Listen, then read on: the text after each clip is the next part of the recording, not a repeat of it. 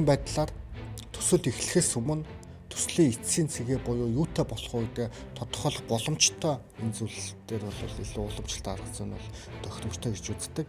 Нөгөө талдаа agile болохоор илүү одоо нөгөө инновацлог шин зүйлийг бий болгож байгаа.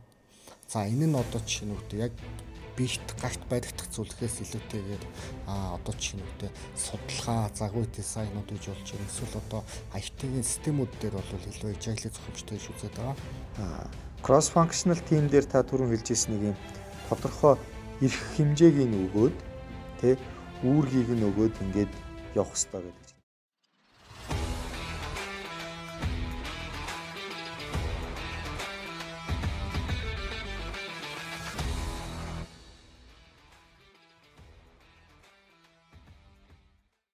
Сайн байцгаана үзэгчдээ, та бүхэнд энэ өдрийн мэнд хүргэе.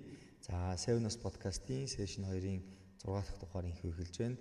За, өнөөдрийн мэнд зочноор Төслийн удирдлагын институтийн мэргэжлийн хөгжил хариуцсан захирал, за Капитрон банкны дижитал шилжилтийн газрын захирал, Жавхлан захирал маань өргөдөө оролцоод байна.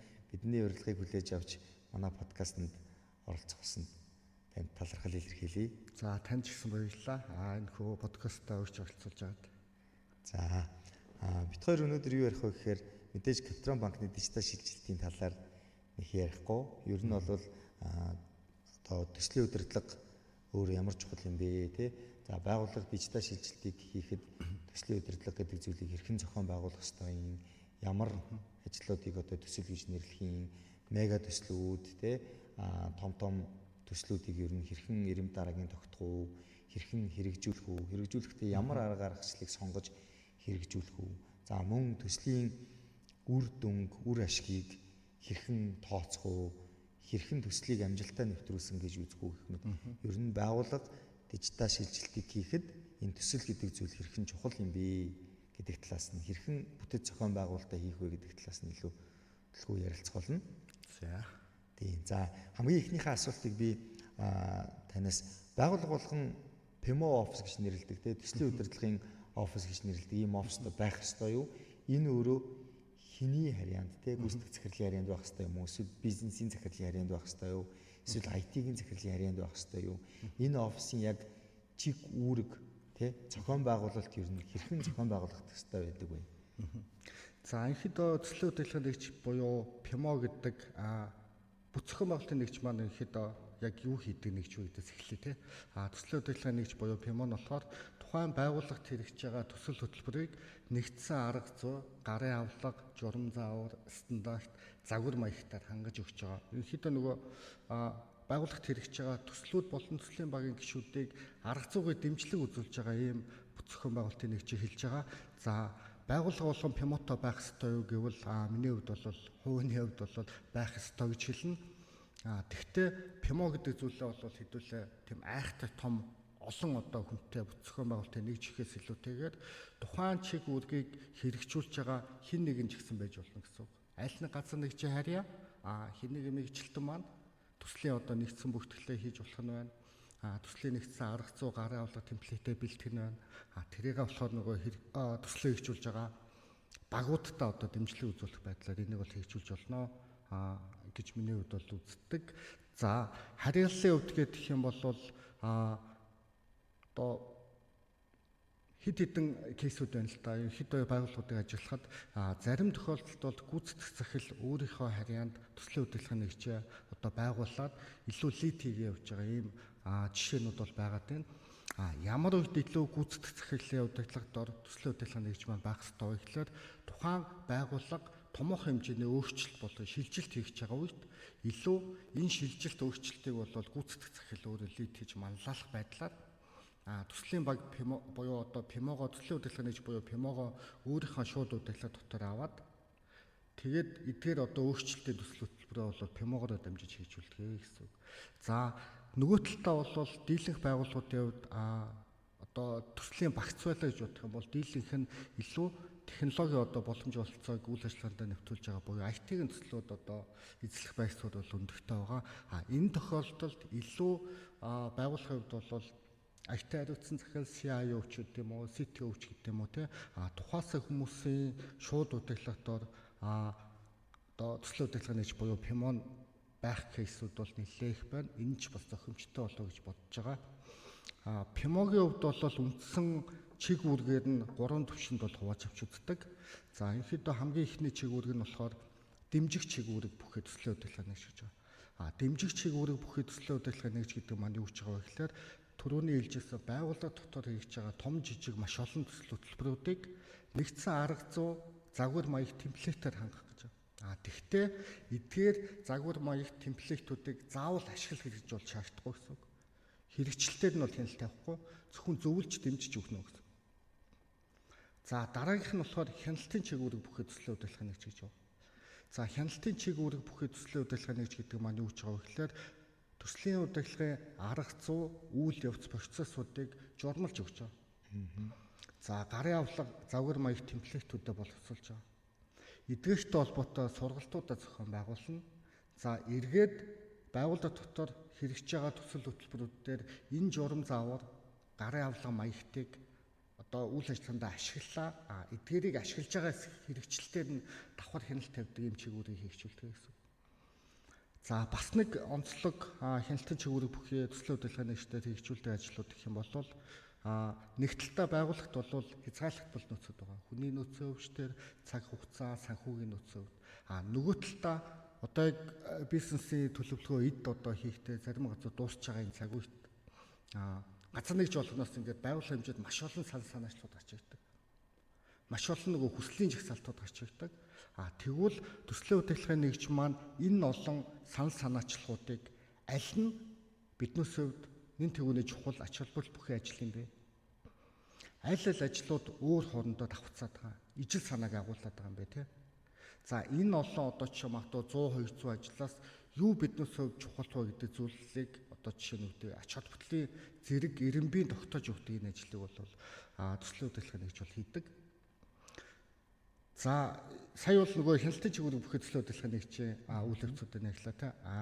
Дараагийнх нь болохоор илүү EPMO гэж яриад байгаа. Enterprise PMO гэж ярьдаг. EPMO-гийн гол онцлог нь бол сая ярьсан одоо бүх чиг үүргүүдийг хэрэгжүүлнэ. Нэмэх нь тухайн төслийн удирдлагын нэгж маань өөртөө төслийн менежертэй байдаг гэсэн. Төслийн удирдагч нартай байдаг гэсэн. Бүх төсөл хөтөлбөрийг энэ нэгжээр байгаа төслийн удирдагч нар хариуцах уу гэвэл бас үгүй. Стратегийн төвчний буюу байгууллагын одоо олон газар нэгжүүд оролцож байгаа. Эсвэл гадна талын одоо олон оролцогч талууд хамтарч хэрэгжүүлж байгаа томоохон төслүүдээ тухайлсан нэгжээр ажиллаж байгаа төслийн удирдагч нар бол илүү хариуцсан явдаг гэсэн үг. За ерөнхийдөө үндсэн чиг үүргийн хувьд бол эдгээр 3 түвшинд бол хуваагддаг. Мэдээж тэгээд байгууллагын онцлогоос хамаарат ялгаатай нэмэлт чиг үүргүүдийг хэрэгжүүлэх боломжтой гэсэн. Бас нэг нэмэлт хэлэхэд заавал төслийн удирдлагын нэг юм уу ПМО гэдэг нэвшилтэй байж одоо жишээ нь үүдээ саяын чиг үүргүүд бол хэрэгжүүлэхгүй. Байгууллагууд дээр стратеги төлөвлөлтийн газар, бизнес инновацийн газар, бизнес хөгжлийн газар гэх мэтчлэн ялгаатай өөр нэвшлүүдийн чиг одоо нөгөө газар нэгжүүд маань саяын төслийн удирдлагын чиг үүргийг давхар хэрэгжүүлэх юм тохиолдол бас байдаг гэсэн. За тэгэхээр ПМО офисын талаар төслийн удирдлагын офисын талаар бол маш дэлгэрэнгүй ойлголтыг өгж байна. За байгууллага болгон заавал ПМО офис гэж нэрлээд ийм хүмүүс байх бас байхгүй.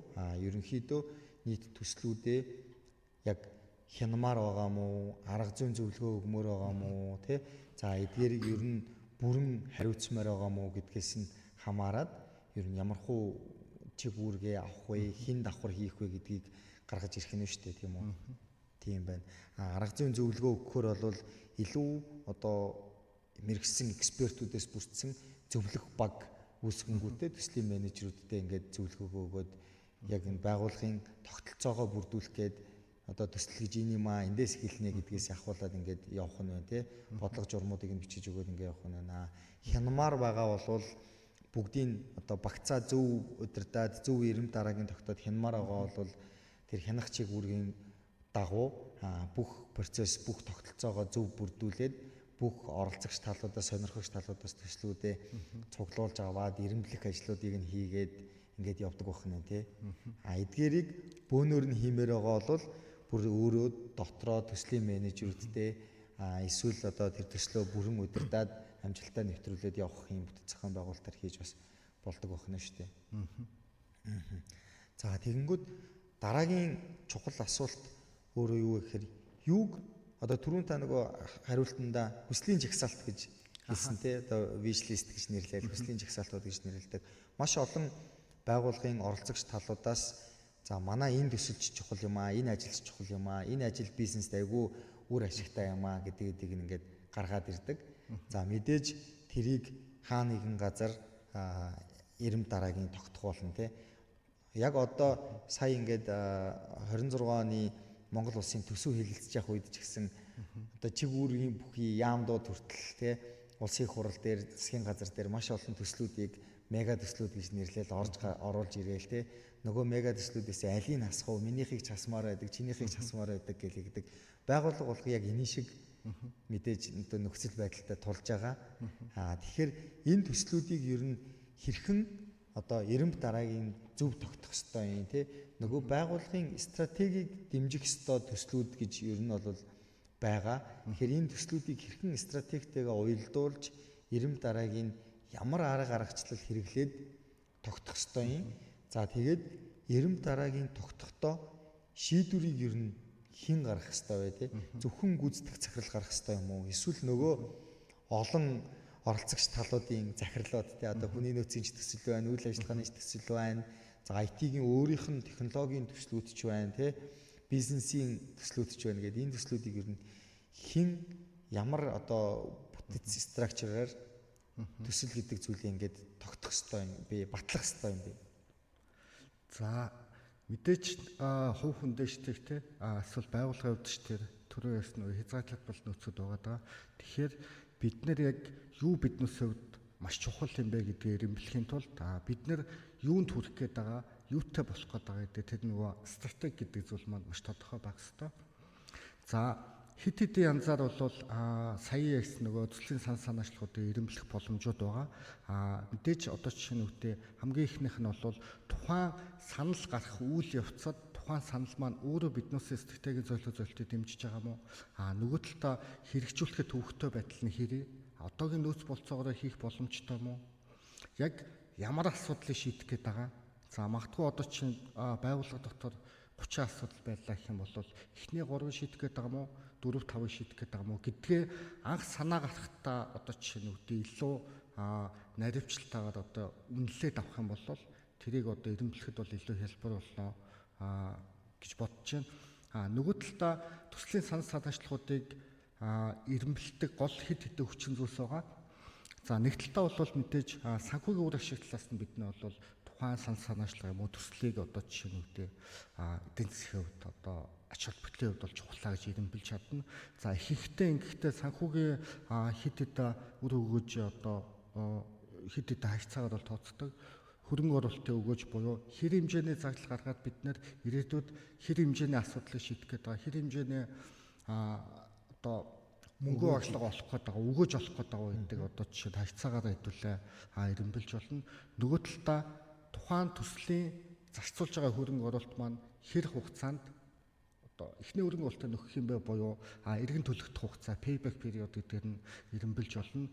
Эсвэл ирээдүйд орж иж байгаа мөнгө урсгалыг өнөөгийн үнцээр навчиг тавих юм бол энэ маань өөрөө гарч байгаа одоо нөгөө хөрөнгө оруулалтын зардлаасаа давсан байх юм бол тухайн ажлыг бол ач холбогдлын зэрэг өндөр чухал гэж үзнэ. Гэх мэтчлээ санхүүгийн үр ашиг талаас нь бол эренбэлдэг одоо аргачлал одоо үйл явц бол түгээмэл байгаа даа.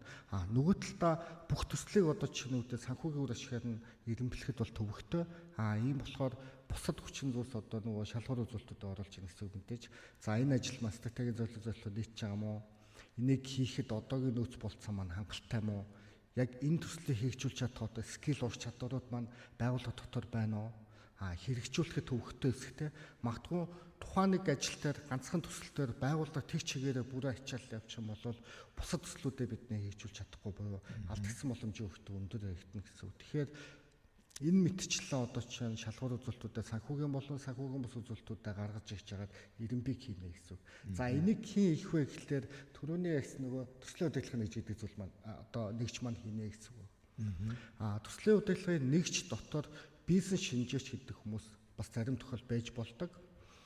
Энэ хүмүүс маань юу их вэ гэхээр төслийн удирдлагын нэгж төрөний ярьсан газар нэгжүүдээс одоо жишээ нь байгууллага хэмжээнд санаачлалуудыг цуглуулж аваад тэрийг анхан шатны шалгуур үзүүлэлтээр буюу саяын эсэс стратеги зорилгоо нийтж байгаа мó, хэрэгжүүлэхэд төвөгтэй мó, хийж чадах одоо нөөц болцоо байгаа мó, яг гол асуудал шийдэх гээд байгаа мó гэдэг нь ирэмбэлчнэ гэсэн. Тэр ирэмбэлгсэн санаачлалуудаас давхцлыг одоо харж агаад ирэмбийн тогтоож агаад хамгийн чухал гэсэн ажлуудаа бизнес кейс буюу богино одоо жишээ нь үгтэй маш товчхон үр ашигын тооцоол хийнэ гэсэн үг. Тухайн үр ашигын тооцоол ерөнхий шаардлагуудыг тодорхойлоод энэ төслөөр яг юутай болох гээд байгаа, хэрэв хэмжээнд өгөөж өгөх гээд байгаа гэдэг үр ашигын тооцооллыг бол илүү бизнес шинжээч гэдэг хүн хийнэ гэсэн.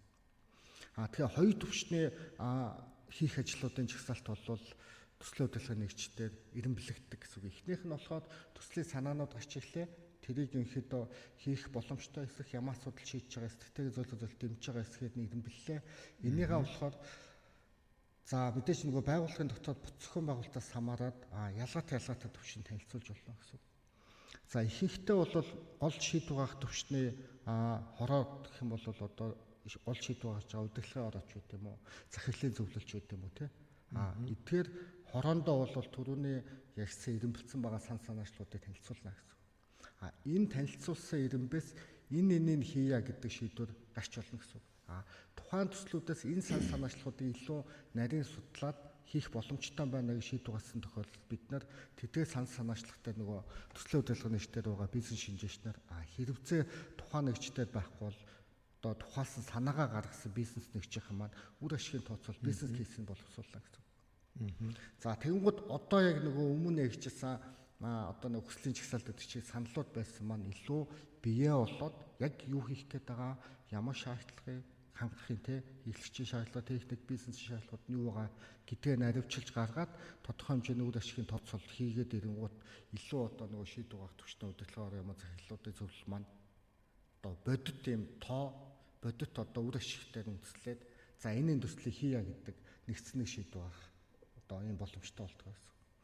За энэ батлагдсан шийдвэр гараад энэ төслийг хийя гэж батлсан тохиолдолд тухайн төслүүдээр өвнөрүүдийн тодорхойлж болно гэсэн. Хариуцагч за төслийн спонсор нь хэн байх юм?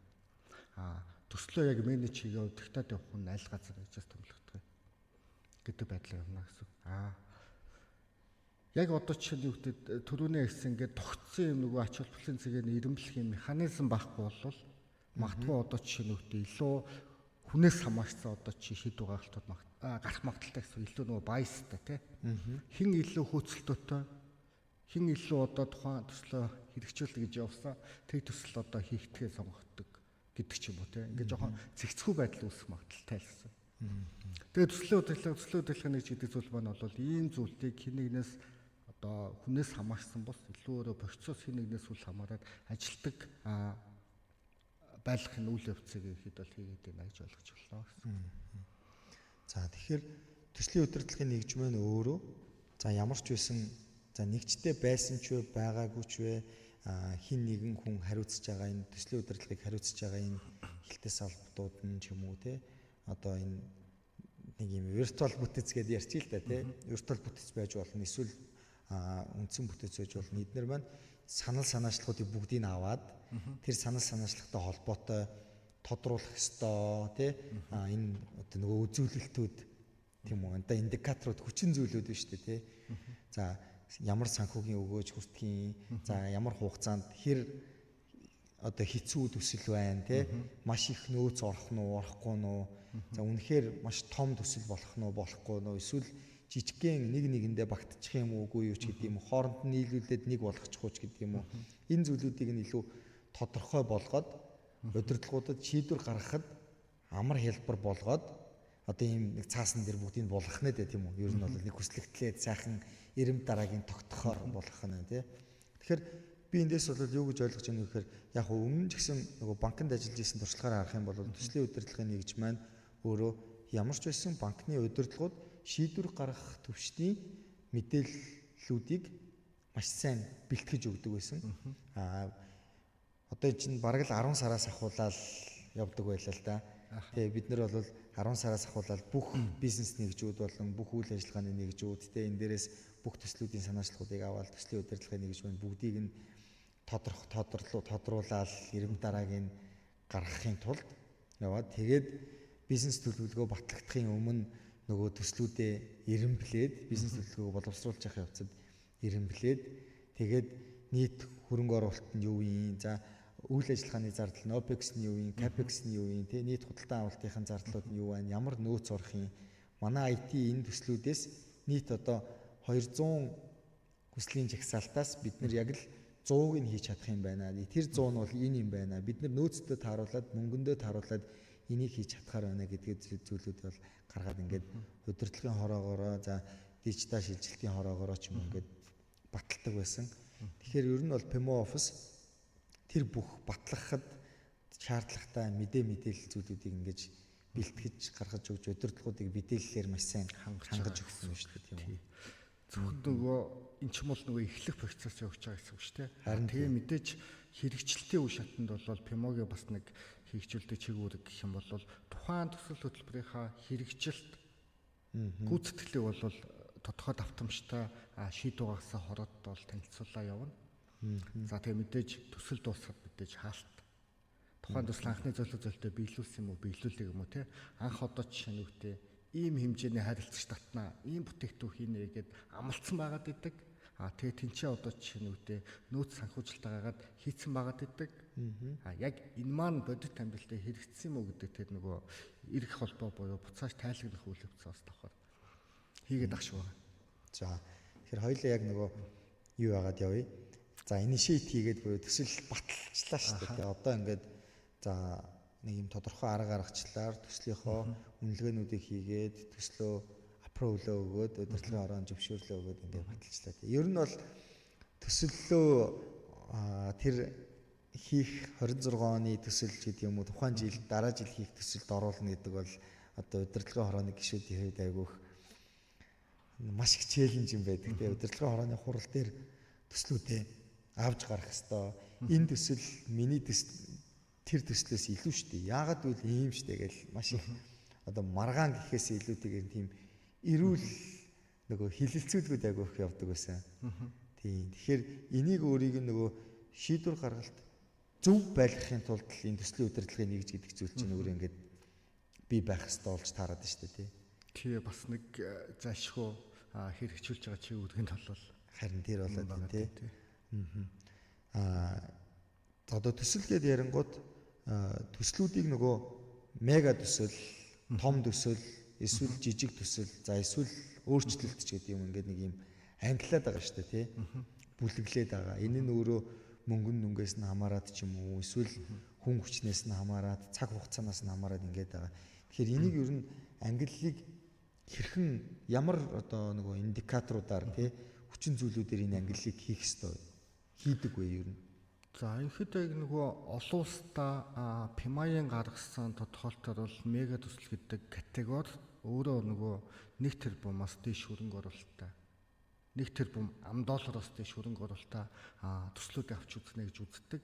За мэдээж нөгөө байгууллагуудын онцлог хэрэгжүүлж байгаа төслийн цар хүрээлнээс хамаарат ялгаатай индикаторууд бол ажиллаа явдаг. Хамгийн түгээмэл ашигладаг хэлбэр бол мэдээж санхүүгийн одоо хөрөнгө оруулалтын хэмжээ байна. Томоохон хэмжээний хөрөнгө оруулалт хийж байна гэдэг чинь тэнцээ илүү том хариуцлага яригдах болохоор энэ дээр бид нэр илүү одоо жишээ том гэдэг юм уу сая таны хэлдгээр дотооддоо одоо магадгүй мэгаж гэдэг юм уу тий юу гэдэг тийм тодорхойлолтоор явж болно. Нөгөө талдаа бас нэг үзүүлэлт нь болохоор оролцогч талууд багийн гишүүд гэж байна. За маш олон газар нэгжээс хүмүүс оролцож байгаа одоо 20 30 40 50 хүнтэй одоо ийм томоохон төслийн баг бол яалчгүй тэрийг нөгөө арга зүй хин нэгэн туршлагатай одоо хүн экспертизээр удирдах хэцүү шаардлагаад тэгээ энэ дээр илүү онцгойлон ач холбогдол өгнө гэдэг байдлаар том гэж бас үзэж болно. За нөгөө талдаа хугацаа бас үзүүлэлт бас орж ирдэг гэсэн үг. За магадгүй нэг жилээс одоо дээш хугацаатай төсөл бол за ялангуяа санхүүгийн байгууллага тэгээд ийм хурдцтай өөрчлөлт хийж байгаа энэ үйл явцад бол бас урт хугацааны төсөлд орох бах тий том ажил гэдэгт орох бах. Тэгэхээр хугацааны категори санхүүгийн хөрөнгө оруулалтын хэмжээ, багийн гишүүд, гол оролцогч талууд, за тэгээ шин тутам хийж байгаа, шин технологи нэвтрүүлж байгаа бол энийг бол илүү ач холбогдлын зэрэг өндөртөө буюу том төсөл гэж авч үзнэ гэсэн. За тэгээд цаашаа явах юм бол газар нэгжийнхаа төвшин дотооддоо хэрэгжүүлэх боломжтой төслүүдийг бол бид нар бас тодорхой хэмжээгээр жижигч гэдэг юм уу тий дундч гэдэг юм уу тиймэрхүү байдлаар категори өгч болно. Маш олон газар нэгж олдох шаардлагагүй тухайн газар нэгж маань өөрийнхөө чигүүргийн өрөөнд хэрэгжүүлэх боломжтой юм үйл ажиллагааны төслүүд юм л. Одоо жижиг дунд гэх юм уу тий гэж авч үзэж болно. За тэгээд түрүүний хэлсэн нөө ирэмбтээр яг стратегийн зорилтлоо бүрэн нийтж байгаа. Тэгээ магадгүй 4 стратегийн зорилт тавьсан бол дөрвөлнлөө чиглэж байгаа энэ төсөл бол том одоо маш чухал төслөө гэж авч үзэж болох болов. За тэгэхээр ямар ч байсан төслүүдээ бол бид нэр санхүү, за хүн хүчний багийн бүрэлдэхүүн, тэ хугацаа, за тэгээд олон оролцогч талуудыг хамарсан, за стратегийн зорилтуудад хэрхэн нөлөөлж байгаа вэ гэдгээс хамаарат том, мега, том, жижиг төслүүд гээд гаргах нь байна. Том жижиг төслүүдээс хамаарат бас нөгөө гүйцэтгэлийн хугацаанууд ингээд тодорхойлогдоод явдаг тий байгаад байгаа. За түрүү нөгөө та ярьж ирсэн за төслийн төслийг хэн удирдах вэ гэд тий төслийн спонсор гэд хэлсэн. За төслийг нөгөө одоо project owner гэх юм уу тий ер нь яг төслийг хэн удирдаад оон хийгээ явах юм бэ? Эсвэл спонсор нь хэн байх юм бэ гэдэг нь төсөлд оролцогч талуудыг одоо яг нэрлээд тэр хүмүүсийн үүргүүд яг юу байдیں۔ За тэгээд дээрэс нь миний бас нэг асуумаар байгаа юм нь хоёлаа ярианы ихэндээ бас ярьж ирсэн төсөл гингүүтээ олон төслүүдийг нийлүүлээд нэг хөтөлбөр болгож болно буюу портфолио гэдэг те нэг ийм багцыг бүрдүүлж болно гэдээ ингээд ярьж ирсэн. Тэгэхээр портфолио менежер гэж бас нэг ойлголт яваад байгаа. Портфолио менежер тэгвэл хизээ хаана орж ирэх ёстой юм? Бүр хамгийн ихэнд орж ирэх ёстой юм уу? Батлагдсны дараа орж ирэх ёстой юм уу? Портфолио менежерийн үүрэг юу юм?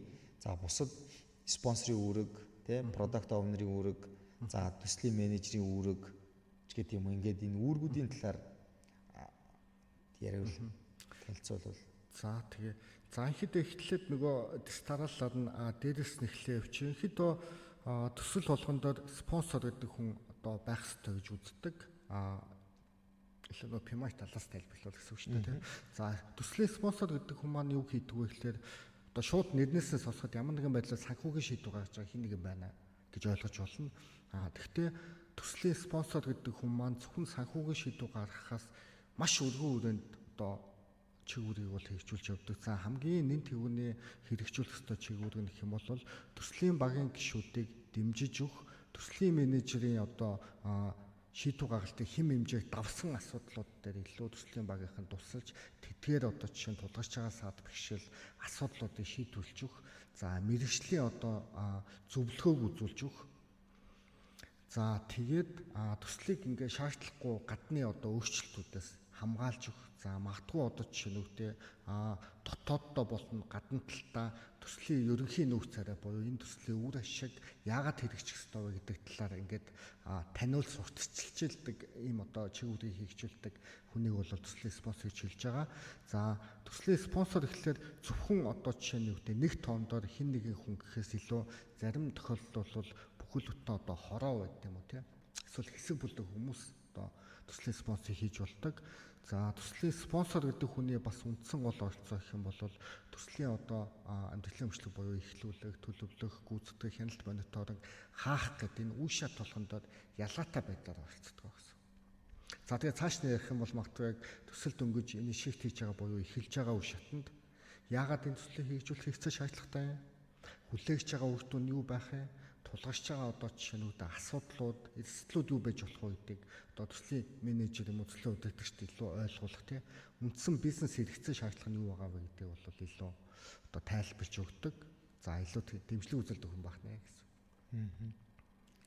За төслийн спонсорын хувьд бол ийм байгаа. Нөгөө талдаа төслийн менежер гэх юм бол мэдээж одоо жишээ нь түрүүн ярьсан тухайн төслийн зорилтыг биелүүлэхэд тэг өгөгдсөн байгаа одоо санхүүгийн нөөц болон хүний нөөц багийн гишүүдэд тухайн төслийн зорилтыг чиглүүлэх бүхий л үйл ажиллагаа өдөртөн зохион байгуулах.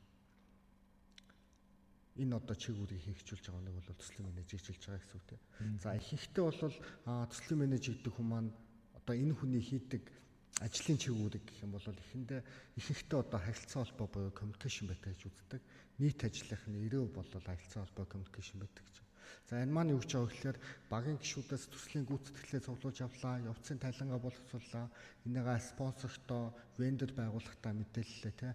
Баг дотор ямар нэгэн хүнтэй холбоотой эсвэл одоо ажил өгтэй холбоотой зөрчлүүд гарч ирлээ. Эдгээр зөрчлүүдийг одоо багтаар нь олж илүүлээд арилгах ажил хийлээ. За гүйцэтгэгч компани, вендорууд гэрээний үргээ биелүүлэхгүй тодорхой хэмжээний хоцролтууд үүслээ. Тэнд асуудал үүслээ. Буюу тэр асуудлыг яаж шийдвэрлэх вэ гэх мэтчлээ өдөр тутмын ажил нь бол илүү харилцаа холбоо одоо жишээ нь гал хамтарах ажлуудыг бол түгээмэл хийдэг ийм одоо координатор үүрэгтэй координатор гэсэн үг тийм ер нь зохицуулагч гэсэн үг байгаа тийм. Тэгээд түрүүний ярьсан бас бусад оролцогч талууд гэх юм бол за одоо жишээ нь үгтэй хөтөлбөр портфолио буюу багц гэдэг чинь тийм. За хөтөлбөрийн гут хид хідэн өөр хоорондоо холбоомоор бүхий төслүүд нийлж агаад нэг зүйлийг бий болгож байгаа үйл явц болохоо хөтөлбөр гэж хэлээд байгаа гэсэн. За тэгэнгუთ хөтөлбөрөөр хариуцсан менежер, хөтөлбөрийн менежер гэдэг хүмүүс маань юу вэ гэхээр өөрийнхөө хариуцж байгаа 5 төслийн менежертэй өдөр тутмын ажлуудаа ярилцах тийм нэгдсэн энэ 5 төсөл хоорондын одоо жишээ нь үгтэй холбоо хамаарлыг удирдах, нөөцийн хуваалтыг удирдах аль төсөл нь төрүүлж эхлээд одоо аль нь дуусчих дараагийн аль төсөл нь эхлэхээ аль төслөөс нь гарч байгаа аутпут буюу гарч байгаа үр дүн маань аль төслийн одоо инпут болох юм бэ оролт болох вэ гэдэг зүйлийг бол удирдах явж байгаа гэсэн үг. Яг чигүүрийн үрээнд бол төслийн менежертэй ижилхэн боловч тэр үний одоо жишээ нь үгтэй хариуцах ажил нь зөвхөн нэг төсөл биш ингээд 5 төсөл байна гэж ойлгож болно гэсэн. За портфолио менежер гэх юм бол бас мөн ижилхэн портфолио буюу төсөл хөтөлбөрийн багц гэдэг зүйл маань юу гэж хэлж байгаа вэ гэхээр хид хідэн хөтөлбөр эсвэл бие даасаа өөрсдөө холбоо хамааралгүй одоо жишээ нь төслүүд нийлээд нэг зүйлийг бий болгож байгаа. За магадгүй одоо жишээ нь нэг зүйл портфолио дээр ихэнхдээ бол тухайн байгууллагын тухайн жилдээ ингээд зорилт болгоо тавьсан байгаа. Зорилт. Тийшээ чиглэсэн хид хідэн төсөл хөтөлбөрүүд. За эдгээр төсөл хөтөлбөрүүдийн гүйцэтгэлийн хуваар одоо жишээ нь үүдээ тухайн портфолиогийн гүйцэтгэл бол хэмжигдэнэ гэсэн үг. Тэгээ портфолио менежерийн хувьд бол өөрийн тэр багц дотор байгаа хөтөлбөрийн менежер болон төслийн менежертэйгээ өдөр тутамдаа одоо хамтарч ажиллах. Нөгөө талдаа эдгээр төсөл хөтөлбөр одоо хоорондын одоо холбоо хамаарал, уялдаа холбоог хангуулах. Энэ ажлыг бол хариуц хийдэг хүнийг бол хэлдэг байна гэсэн. За тэгээ мэдээж нөгөө төслийн удирдлагын ямар одоо жишээ нь аргачлалыг ашиглаж гинэ вэ гэдээс хамаарат оролцогч талууд чиг үүргүүд бол илүү ялгаатай болоо явна гэсэн үг. За магадгүй одоо жишээ нь үгтэй agile арга ашиглах гэх юм бол product owner-ч гэдэг юм уу те Scrum Master гэх юм бол арай төслийн менежерс арай нэг ялгаатай одоо жишээ нь үгтэй чиг үүргийг хэрэгжүүлэх жишээний байдаг ч юм. За та сая ярианда нөгөө хөтөлбөрийн менежер гээд бас дурдж байна тий. Тэгэхээр хөтөлбөрийн менежер, портфолио менежер гэж тусдаа ойлголтууд байна уу? Тий. Одоо тэгвэл ингээм 3 төвчний менежер болох гэдэг шүү дээ. Хөтөлбөрийн менежер, портфолио менежер, төслийн менежер гэдэг энэ. Тэгэхээр энэ гурвын үүрэг хариуцлагын ялгааг нэг тайлбарлаад өгвөл. За жишээ татах юм бол за хоёулаа нэг ойр гэдгээр банкны жишээн дээр жишээ авал та тий. За магадгүй одоо жишээ нь үгтэй банк эрэгтэй бүтээгдэхүүн үйлчилгээгээ 100% захимжуулна гэдэг тийм зорилго тавьсан байлаа гэж бод. За энэ бүтээгдэхүүн үйлчилгээг эрэгтэй бүтээгдэхүүн үйлчилгээ 100% захимаар хүргэхийн тулд бид нэр хид хідэн өөр хоорондоо холбоо мал бүхий бие даасан төслүүдийг бол хэрэгжүүлэх хэцүү үснэ гэсэн. За магадгүй харилцагчийн зайнаас танин баталгаажуулалт хийх KYC хийх гэдэг юм уу тэгээ тусдаа нэг төсөл бах нь нөгөө талдаа харилцагчийн одоо жишээ нь үгтэй эрсдлийг тодорхойлох буюу скоринг хийх гэдэг нэг төсөл байж болно. Зээлийн бүтээгдэхүүнийг захимжуулах байгууллагын одоо жишээ нь зээлийн судалгааны өргөдлийн одоо жишээ систем буюу лостоор нэмэлт функцийн сайжруулалт хийх гэдэг ч юм уу те. Тэнгүүт энэ дөрвөн төсөл маань нийлжиж эцсийн дүндээ одоо иргэн жавхлант гэдэг хүнд бол банк захимаар бүрэн үйлчлэх боломж олцоо нэгтнэ гэсэн үг байна. Тэгвэл төслийн менежер буюу төсөл удирч байгаа хүн гэх юм бол саяхан ярьсан дөрвөн нэгж төсөл болгоныг удирч байгаа буюу тэр хүмүүсийн гол үндсэн зорилго бол тухайн өгөгдсөн цаг хугацаанд л тэр одоо харилцагчийг зайнаас танин баталгаажуулах энэ төслийн үр дүнг бий болгох дээр төвлөрнө гэсэн үг. Харин энэ дөрвөн төсөлд нийлжиж одоо харилцагчд бүтээгдэхүүнчлээ захимаад хүргэнэ гэдэг зорилт маань бол хөтөлбөрийн зорилт буюу хөтөлбөрийн менежерийн хувьд хариуцсан байгаа одоо хөтөлбөр дотор байгаа энэ дөрвөн төслийн гүйцэтгэлээр миний одоо үндсэн зорилт бол хангахтана хөтөлбөр бол биелнэ гэсэн үг. Тэгэхээр хөтөлбөрийн одоо менежерд хөтөлбөр удирдах байгаа хүний хувьд бол түрүүний ярьсан төслүүдийнхаа өөр хоорондоо холбоо амаараа уялдаа холбоо хангуулах тэдгээр төслийг өгөгдсөн цаг хугацаа төсөв хийх ажиллах хүрээнд амжилттай хийжүүлэх дээр бол илүү төвлөрч ажиллана гэсэн. За портфолио гэдээ явах юм бол портфолиогийн үндсэн тодорхойлт нь бол заавал өөр хоорондоо харилцаа холбоо амралтай байх шаардлагагүй хэд хэдэн хөтөлбөр төслүүд нийлээд ямар нэгэн зүйлийг бий болгож байгаа бол энийг одоо жишээ нь үгтэй төсөл хөтөлбөрийн багц буюу портфолио гэж хэлээд байгаа гэсэн. Тэгэхээр портфолио менежерийн хувьд бол тухайн хүний хариуцж байгаа багц доторх хөтөлбөр бие даасан төслүүдийн гүйцэтгэлээр бол тухайн багцын одоо үндсэн хэрэгжилт гүйцэтгэл бол хэмжигдэнэ гэсэн үг. Тэгэхээр илүү нэг төсөл төр төвлөрч ажиллахаас илүүтэйгээр хэд хэдэн төсөл хөтөлбөртөр зэрэг одоо жишээ нөгөө төвлөрч ажиллана гэсэн үг. За тэгээд мэдээж нэгдсэн төлөвлөлт хийх буюу төслийн портфолио багцын одоо төлөвлөлт гэдэг зүйл нь бол томороо хийгдэж таарна гэсэн үг. Олон төлөвлөлтүүдийг, олон төслүүдийг төслүүд нийлээд хөтөлбөр болох юм байна. Хөтөлбөрүүд нийлээд хөтөлбөр төслүүд нийлээд төслүүд бас зарим том төслүүд нийлэнгүүтээ портфолио багц үрдэж болох юм байна тийм. Тэгэхээр яг хуу энэ дээрээс ингээд харахаар портфолио менежер, хөтөлбөрийн менежер тэгэнгүүтээ 3 төслийн менежер гэдэг ингээд харахаар 3 хөтөлбөрийн менежер, 4 багцын менежер гэдэг ингээд нэг 5 яг энэ төсөлтэй холбоотой айгүй олон нөгөө оролцогч одоо юу гэдгийг байгууллагад нэг юм олон хүн хэрэгтэй болоод байна шүү дээ тийм төслийг удирдах. Тэгэхээр ер нь манай Монголын нөхцөлд заавал энэ портфолио менежер гэж байгаа, төслийн менежер гэж одоо хөтөлбөрийн менежер гэж байгаад ингээд тусдаа байх ёстой юу? Эсвэл одоо энэ хоёрыг нийлүүлэнгүүтээ нэг юм портфолио менежер гэдэг нэршил өгөөд, албан тушаал өгөөд за чи энэ төслүүдийг, энэ хөтөлбөрүүдийг нийлүүлээд ингээд хариуцаарай гэдээ ингээд явуул болох юм. Оновчтой зохион байгуулалт нь ер нь ямар байх ёстой юм? За мэдээж байгууллага хэд хэдэн портфолиотой маш олон хөтөлбөрүүд хэрэгжүүлж байгаа тохиолдолд бол тухайлсан чиг үүргүүдийг бол гаргах хэрэгтэй. Яг тэгэхээр төсөл удирдах болон хөтөлбөр портфолио удирдах гэдэг маань өөрөө одоо чинь тодорхой хэмжээний мэрэгшил буюу ялгаатай ур чадварыг бол хувь хүнээс шаардах хэрэгцээтэй гэсэн үг байгаа. Тэгэхээр мэдээж магадгүй байгууллага одоо жил болгон хэд хэдэн портфолиогийн хүрээнд маш олон хөтөлбөр хэрэгжүүлдэг бол тухайлсан портфолио менежер, хөтөлбөр хариуцсан менежер гэж тусдаа чиг үүргүүд бол байх ёстой. Түүнээс одоо жишээ нь үгтэй 1-2 удаагийн одоо хөтөлбөр хэрэгжүүлдэг юм уу те илүү хэрэгжүүлж байгаа төсөл хөтөлбөрийн пул буюу багц багтаа бол заавал тэм тухайлсан байхаас илүүтэйгээр төслийн менежердэг хүмүүс маань давхар одоо жишээ нь үгтэй хөтөлбөрөө ч юм уу те тодорхой хэмжээгээр хариуцаад явах ийм боломжтой юм хүү одоо жишээ нь үгтэй кейсүүд бол ер нь харагддаг гэсэн үг. Тэгэхээр хэрэгжүүлж байгаа төслийн тоо ахаал нөгөө байгууллагын одоо нөгөө соёл ялгаатай байдлаас хамаарат ялгаатай чиглэлүүд байж болно гэсэн. Бүр зарим тохиолдолд бол төслийн менежер өөрөө бизнес шинжээч буюу бизнес аналистик ажлыг давхар хийгээд явдаг кейсүүд бас байдаг гэсэн. Тэгэхээр яг ийм байх ёстой гэсэн одоо тийм хамгийн зөв гэсэн юм бол бас хайцгүй байхгүй байх шүү. Онцлогоос хамаарал. Байгууллага өөрийнхөө бүтэц зохион байгуулалт хүний нөөцөөс хамаарал чадамж болцооноос хамаарал хариуцуулаад байгаа гэсэн үг тийм.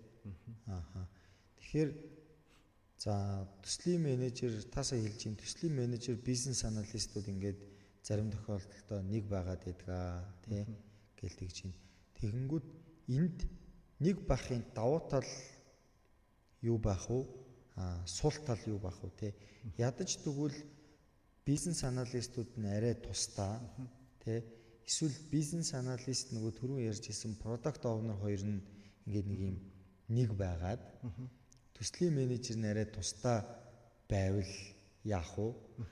Эсвэл одоо product owner төслийн менежер нь хоёр нь нэг байгаад тий одоо бизнес аналист нь тусдаа байвал ер нь ямар вэ?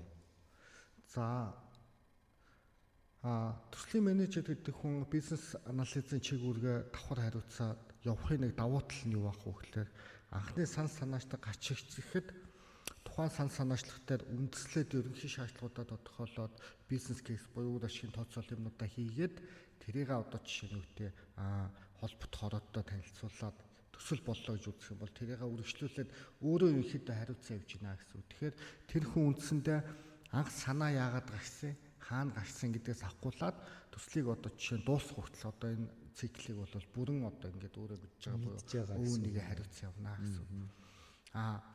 Сул тал нь гэх юм бол одоо жишээ нь үгтэй энд ч нэг амар өөр ашиг тооцоол бизнес кейс хийгээ те энд ч одоо жишээ нь үгтэй коммуникац төслөө удирдаад явна гэхлээр ерөөдөө аль нэг чиглэлээр одоо илүү одоо наривчилж ингээд гүнзгийрэхэд жоохон төвхтөн болов. Ерөнхий магтгүй аль нэгэн дээр нь одоо бизнес анализа жоохон дутмаг хийч байт юм уу те.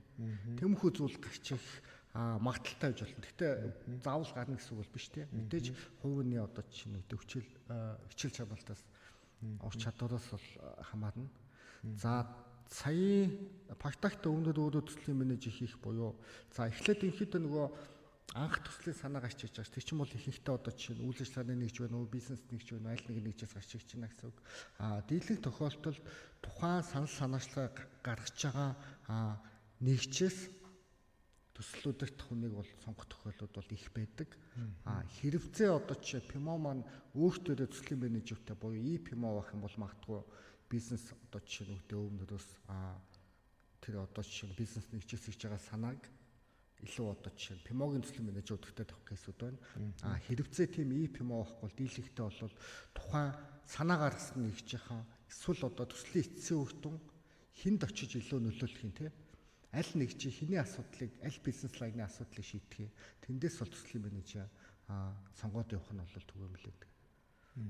Сонгож явах нь ер нь зөв болов уу гэж бодож байна те. Илүү одоо жишээ нь нюансаа мэдж байгаа нөгөө талдаа хэрэглэгч яг юу хүсэж байгаа вэ гэдэг бол бүрэн тодорхойлох боломжтой болов уу гэж бодож байна.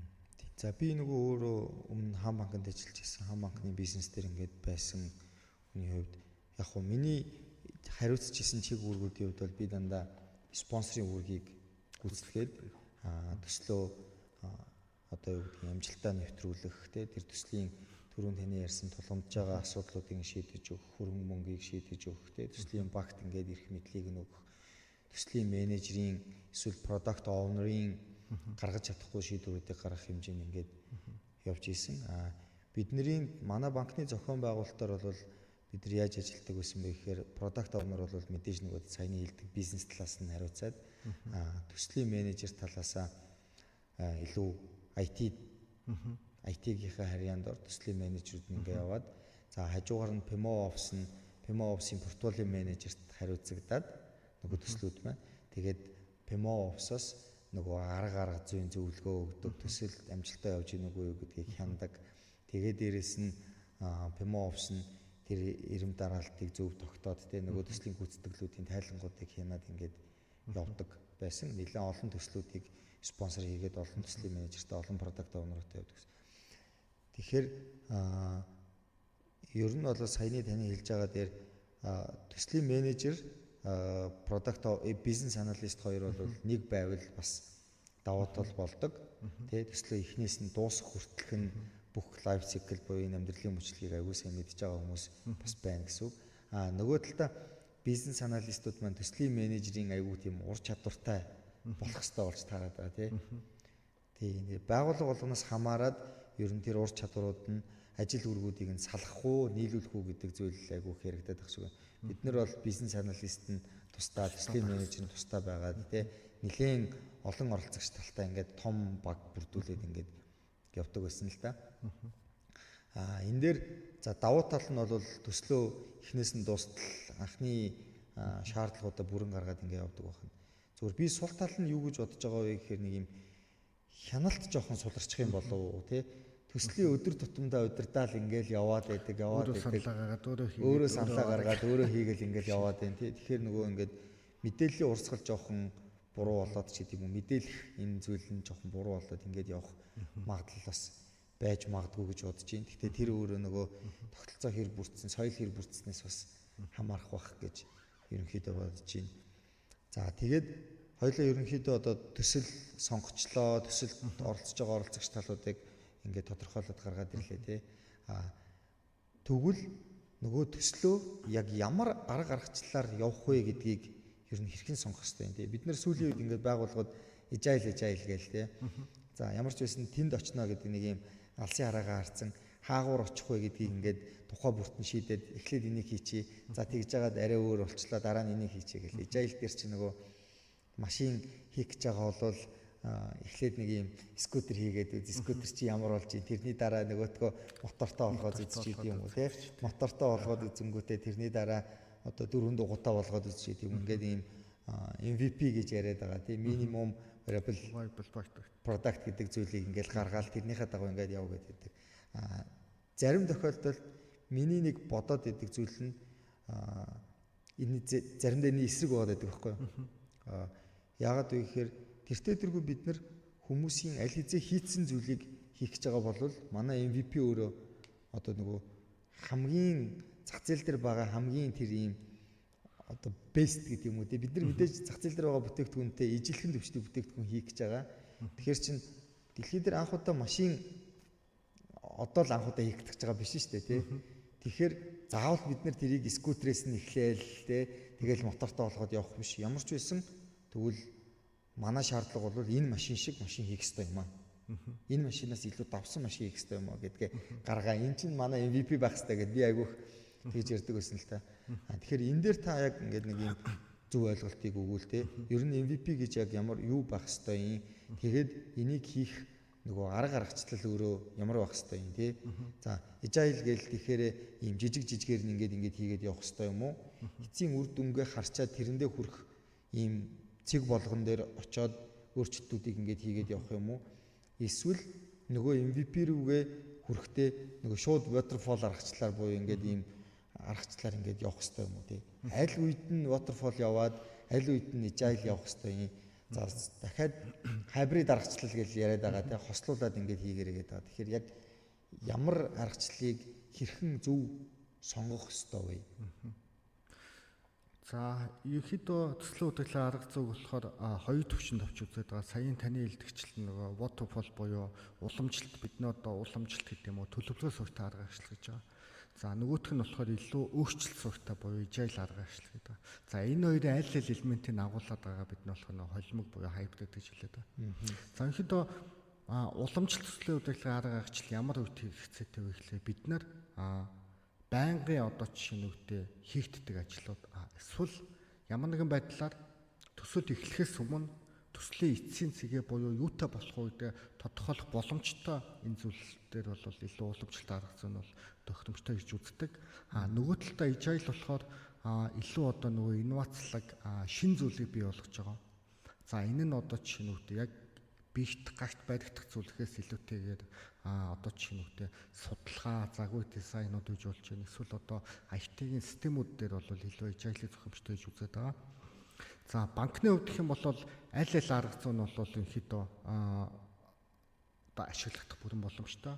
За магадгүй томоохон хэмжээний одоо IT-ийн төслүүдээр бол бид нэр agile гэхээс илүүтэйгээр уламжлалт буюу төлөвлөгөө суртаа арга зүйгээд буюу waterfall-оор явах тохиолдлууд их. За энэ магадгүй одоо жишээ нь үгтэй үндсэн банкны одоо суурь бүртгэлийн систем, core банкны системээс сольж байгаа юм уу тий. Эсвэл томоохон одоо жишээ нь үгтэй системүүд CRM, ERP одоо жишээ нь хэрэгжүүлж байгаа. Нөгөө талдаа маш өндөр одоо compliance зохицуулалттай төслүүдийг бол бид нэ уламжлалтаар буюу хийх алхмуудаа төсөл эхлэхээс өмнө нарийн деталь тодорхойлоод тэрнийхээ дагуу аль болох төлөвлөгөөндөө багтаж одоо хийхийг бол ирмэлцдэг гэсэн үг. Нөгөө талдаа шин тутам зүйл хийж байгаа магадгүй одоо жишээ нь үгтэй таны сая хэлсэнчлээ MVP гаргаж байгаа эсвэл одоо жишээ нь үгтэй зах зээл дээр төрүүлж илүү одоо нэг тодорхой хэмжээний онцгой буюу бага бүтээгдэхүүнүүдээс ялгарлал үүсгэж байгаа зүйл хийж байгаа тохиолдолд бол agile-ийг бол ашиглаад явах нь зөв болов уу гэж бодож байгаа. Тэгээд холимог одоо арга зүй гэхлээр одоо жишээ нь үгтэй бид тэгэд наан таамаглах боломжтой төлөвлөх боломжтой ажлуудаа бол илүү төрөнөө гэсэн нэг уламжлалт төслийн удирдлага арга зүгээр төлөвлөөд наан тодорхойлох боломжгүй байгаа энэ зүйлийг бол илүү agile буюу тухай тодорхой болсон үедээ нарийн деталь төлөвлөхөө талаар хайбрид хэлбэрүүд бол төслүүдээс удирдах боломжтой. Тэгэхээр нэг юм энэ цэг дээр хүртэл waterfall-аар явчих. Иннээс цаашаа одоо нэг хийсэн юм харж агаад юу нэмэх үү, хэрхэн нэмэх үгүй юу гэдгээс хамаарат agile-тад явж бас болох нь байна гэсэн үг нь тийм. Тэгж ойлгож болох уу? Тий, ер нь болно гэсэн үг тийм. Тодорхой байгаа зүйлээ төлөвлөөд тодорхойгүй зүйлээ бол бид нэр тухайн үед нь хийж үзчихэж илүү одоо жишээ нь үгтэй наривчлал тодорхойлох гэсэн үг байгаа. Банкуудын хувьд гэх юм бол дийлэнхтэй IT-ийн төслүүд agile-аар бол төлхөө явагдах шүү байгаа. Тэгээд agile-аар явж байгаа гэдэг боловч бас яг одоо жишээ нь agile гэдэг маань өөрөө бас нэг жоохон ялгаатай ойлголт юм болоо гэж одоо миний хувьд бас бодоод байна. Agile дээр одоо тэгэнгүүт за арга аргачлалаа ерөнхийдөө хаана хүрэх гэж байгаагаа, юутай болох гэж байгаагаа гэдгийг нарийн сайн мэдж байгаа бол нөгөө waterfall аргачлалаар яваад төлөвлөгөөнийхөө дагуу амжилтанд нэвтрүүлээрэ гэж хэлж штэ дээ. За тэгвэл арга аргачлалаа сонгочлоо. За зарим нь за нэг ийм энэ хүрэх гэж байгаа учраас ийм юмтал болно гэд мөрөөдсөн байсан. Тэгэнгүүтээ тэрэндээ хүрэх наадлын одоо нэг base point гэж яриад байгаа шүү дээ тий. Суур цэг хүртлэх юмаа бол waterfall-да төлөвлөлөөд явчих болох нь. Тэгэхээр agile ороод ирэнгүүт нэг юм бүтэц зохион байгуулалтын асуудал тий. Ингээд багийн оролцогч талуудын асуудал ингээд өөрчлөгдөд гараад ирдэг. Waterfall болохоор бас нэг юм зохион байгуулалтын асуудал өөрчлөгдөд яваад байдаг тий. Тэгэл одоо agile дээр ирэнгүүт scrum багууд үүсгэж болно, cross functional team-үүд үүсгэж болно гэж тэгдэг. Тэгэхээр энэ өөрөө waterfall аргачлал, agile аргачлал, буюу уламжлалт аргачлал энэ аргачлалуудын хооронд зохион байгуулалтын хувьд одоо багийн зохион байгуулалтын хувьд ийм өөр байх уу? Эсвэл за нэг баг зохион байгуулагдаад нэг ийм cross functional баг буюу нөгөө хөндлөн бүтэцтэй тий нэг спонсорын харьяанд байгаа талаас бүрдсэн энэ багийг гаргангуудаа за та нар энэ эсхийгээ waterfall-дод энэ аргачлалаар яваад эндээ хүрчих. Эннээс цаашаа та нар нөгөө agile-ийнхаа арга аргачлалаар scrum team-үүдээ бүр одоо удирдаад ингээд яв гэж болох уу? Ер нь яах ёстой вэ? Багийн зохион байгуулалтын талаар. За би нөгөө түрүүн бас нэг юм дуртахаа магтсан байгаа дээ. Одоо жишээ нөгөө IT-ийн төслүүдээр аль хэсэг нь илүү төлөвлөлт суугтай waterfall-оор яваад байгаа гэхлээр илүү нөгөө back-end талдаа за API холболтууд их бэлтгэж гэдэг юм, сүлжээний холболтууд гэдэг юм уу, сервер одоо жишээ нь үгтэй бэлтгэх гэх мэтчлээ ингээд байнгын хийгддэг алхмаар хийгдэх хэвээр юм тогтцоо ажлууд бол илүү уламжлалтаар яваад харин илүү фронт-энд талдаа одоо жишээ нь үгтэй UI UX гэдэг нь ч үгтэй юм уу те эдгээр зүйлс нь бол илүү agile одоо хувилбар яваад гэж байгаа. За таны саялсан agile гэдэг маань өөрөө одоо жишээ нь үгтэй хэдүүлээ нөгөө agile гэдэг арга зүй талаасаа буюу одоо нөгөө agile арга ашил талаас харах юм бол ингээд cross functional team байх хэвээр. За тэгээд битаж одоо жишээ нь энэ баг шийдвэрээ гаргах хэвээр. Ажлаа төлөвлөх хуваалцах хэвээр.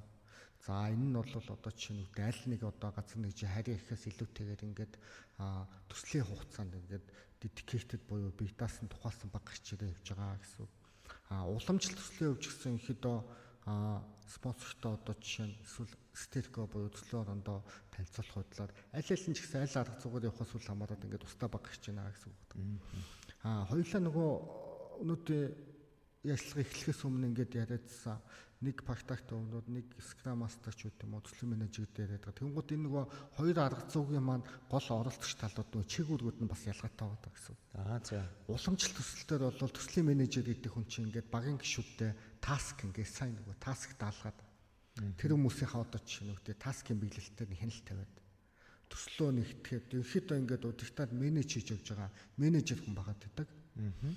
Харин agile багтаар бол ерөнхий концепттэй нь бол одоо жишээ нь тэнд дарга, цэрэг, ахлах, менежер гэдэг тэм зүйл байх ёсгүй гэж үздэг байгаа. Тэрэн дээр төслийн менежийн чиг үүргийг хийгчүүлээд байгаа тэр Scrum Master юм уу эсвэл agile practitioner гэдэг хүн маань юу хийгээд ийнө вэ гэхээр энэ багийн гишүүд төслийн ажлаа agile-ыг одоо ашиглаад амжилтаа хэрэгжүүлэхэд тэр нөгөө төслийн удирдлагын арга зүй талаас нь ингээд коуч хийгээд дэмжлэг үзүүлээ яваад байгаа хүн.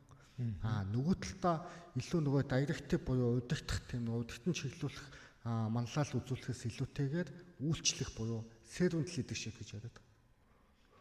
Энэ төслийг амжилтаа хэрэгжүүлэхэд юу тэр хүмүүс чухал хэрэгтэй байна.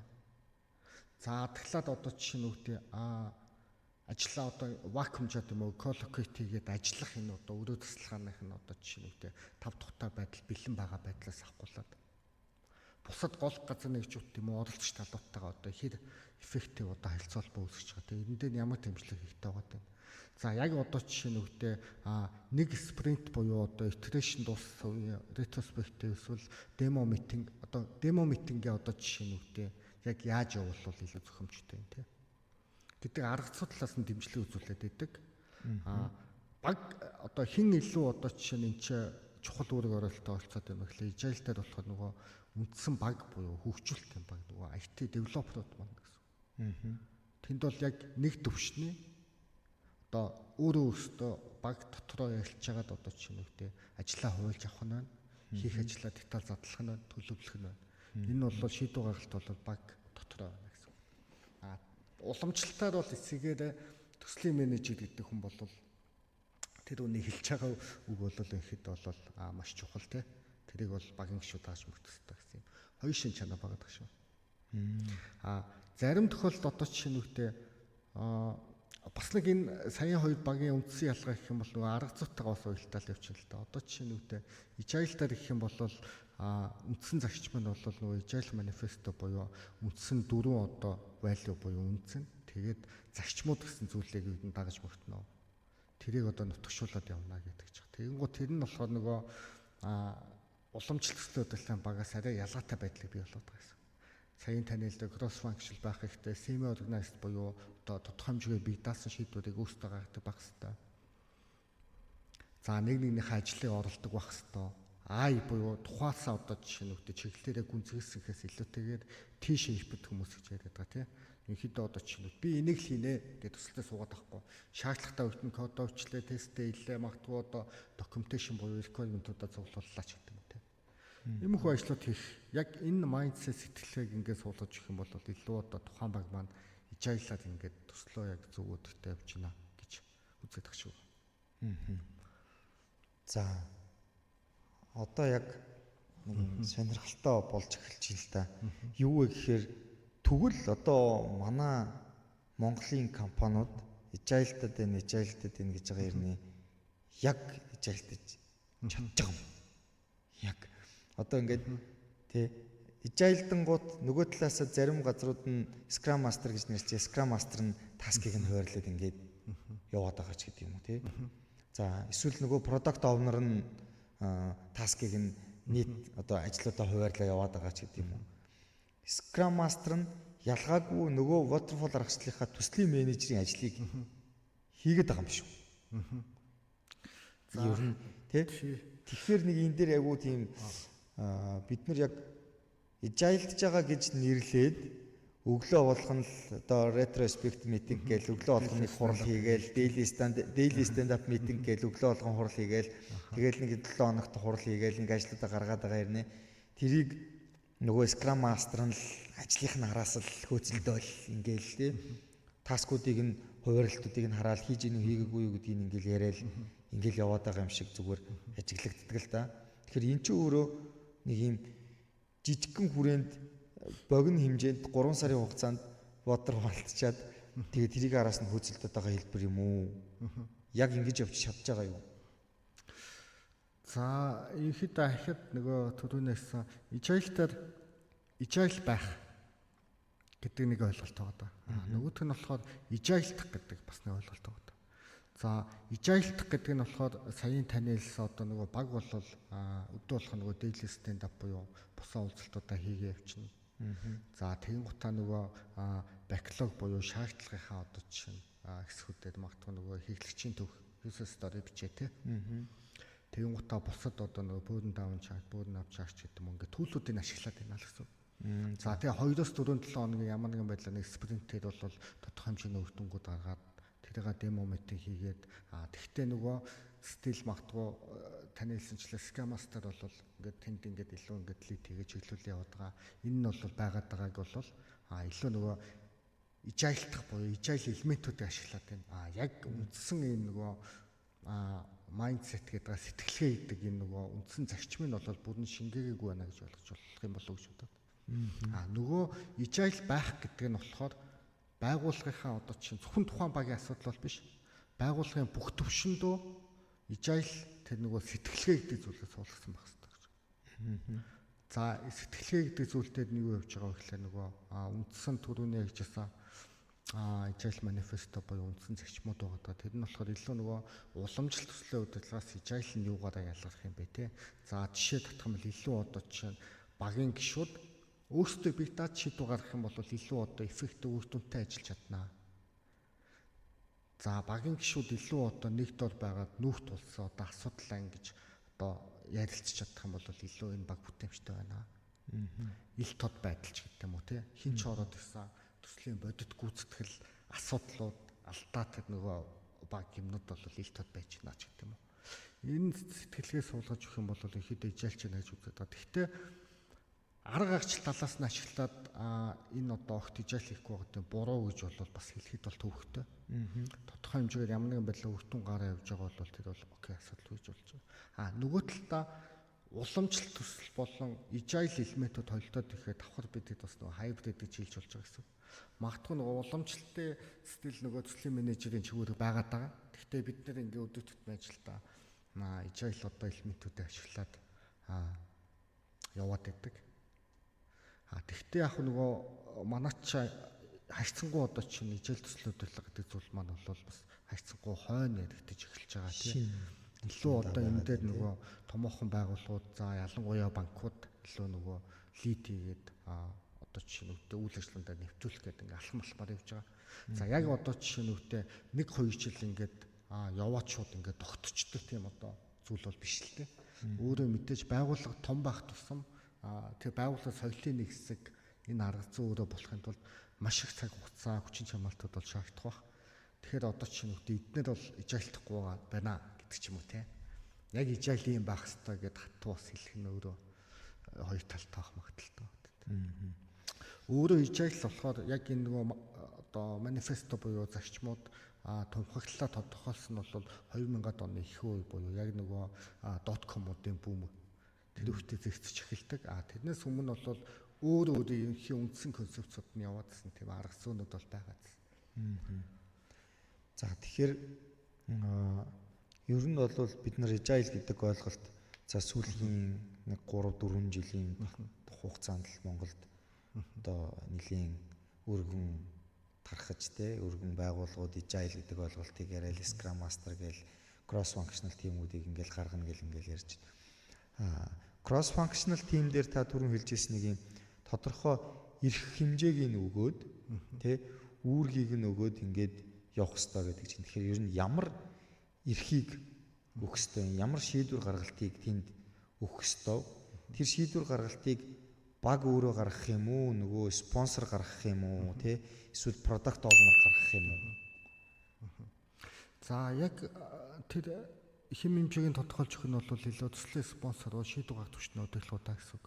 За эдгээр хүмүүс маань agile төслөөр арга агчлаад энэ төслөө хэрэгжүүлээд за багт тодорхой хэмжээний шийдвэр гаргах магадгүй одоо өөрсдийнхөө дүрмээр ажиллах тэр agile боломжийг нь олох хэвээр хамгийн гол нөгөө шийдвэр гаргагч болон төслийн спонсоруудаас хүсэх зүйл нь бол за энэ үр дүнг л гаргах хэрэгтэй Инхийн тулд таад тодорхой хэмжээний одоо чинь үгтэй деталь нарийн төлөвт ягаал энэ ажилч яасан бэ? Энд чи юу болж ингээ өдөр тутам маркетинг менеж хийхээс илүүтэйгээр энэ үр дүнг бий болгох яг энэ хүрээнд одоо жишээ нь ажиллах тэр боломжийг нь бол төслийн спонсор талаас бол илүү өгнө гэсэн үг.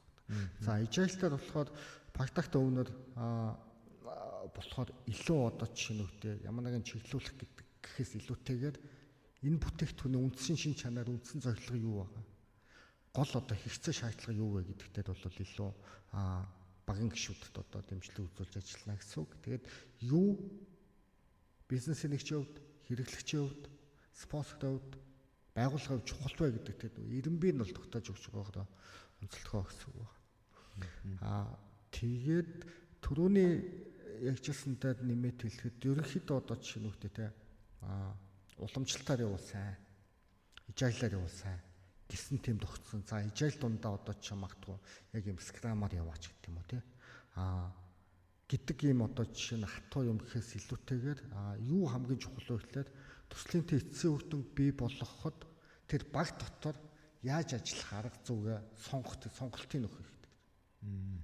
Тэгэхгүй зарим тохиолдолд одоо чинь үгтэй те чи том жижиг төсөл байсан ч хамаагүй ялгаагүй энэ аргачлал энэ журам процессын дагуу хийгээд хатуу тэгээ тагцлаа хийчих бас болохгүй гэсэн. Тэг сонголтын нөхөх хэрэгтэй гэсэн үг те. Тэгээ цаашлаа явах юм бол ижаал гэдэг чи өөрөө нөгөө малгай буюу амбрелла тойрон байгаа даа.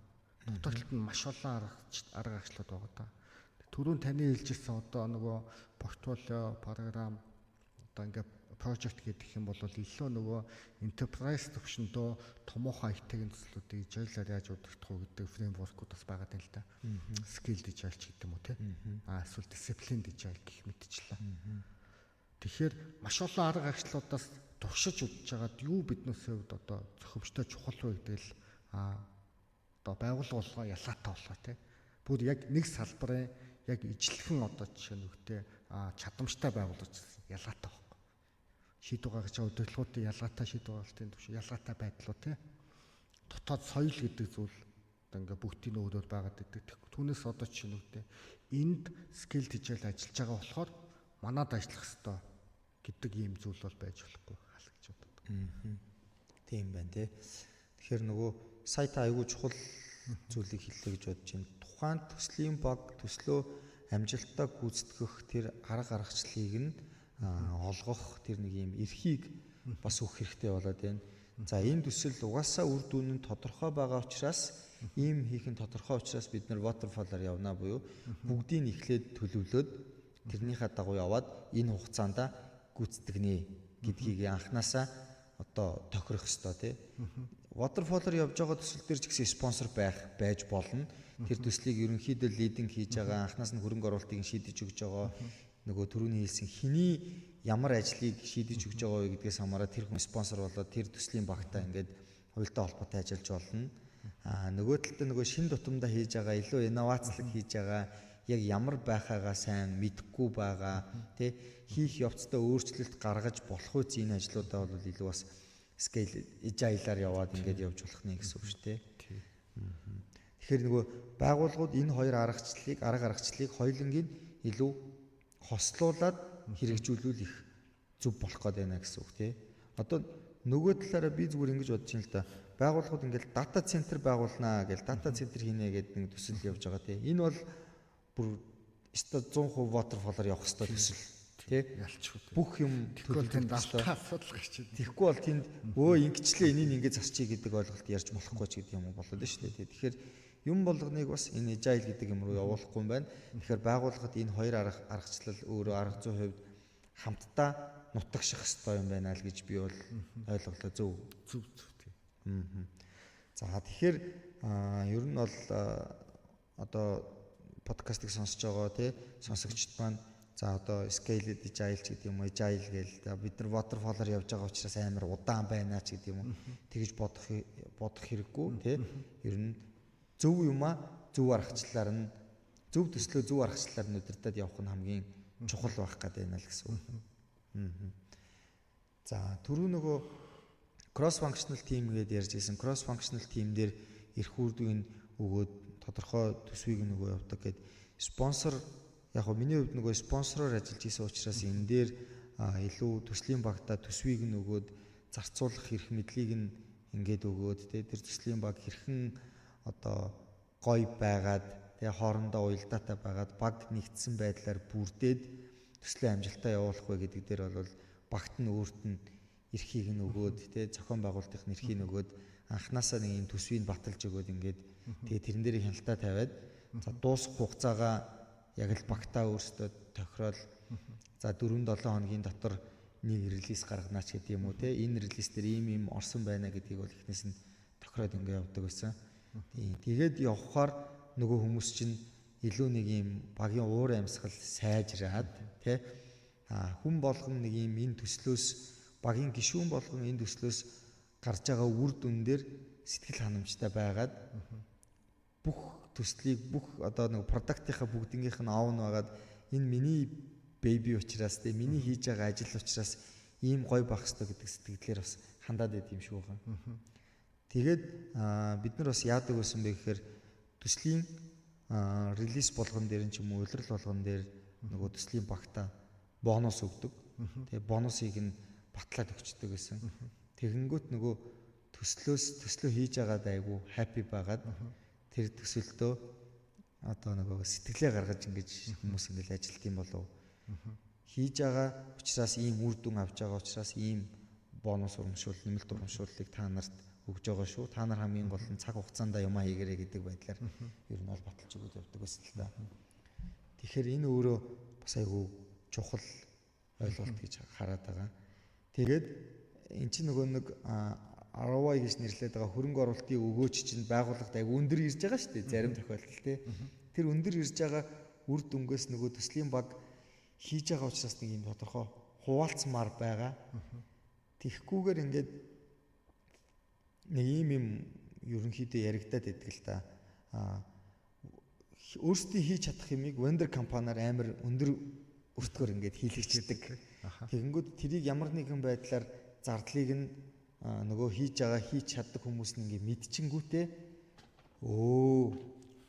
гэдэг нэг тийм ойлголт гараад байдаг тий. Тэгвэл энийгээр ингэж хийлгэж яхахын оронд бид нар энийг чинь ийм хугацаанд ингээд хийчихээ л да.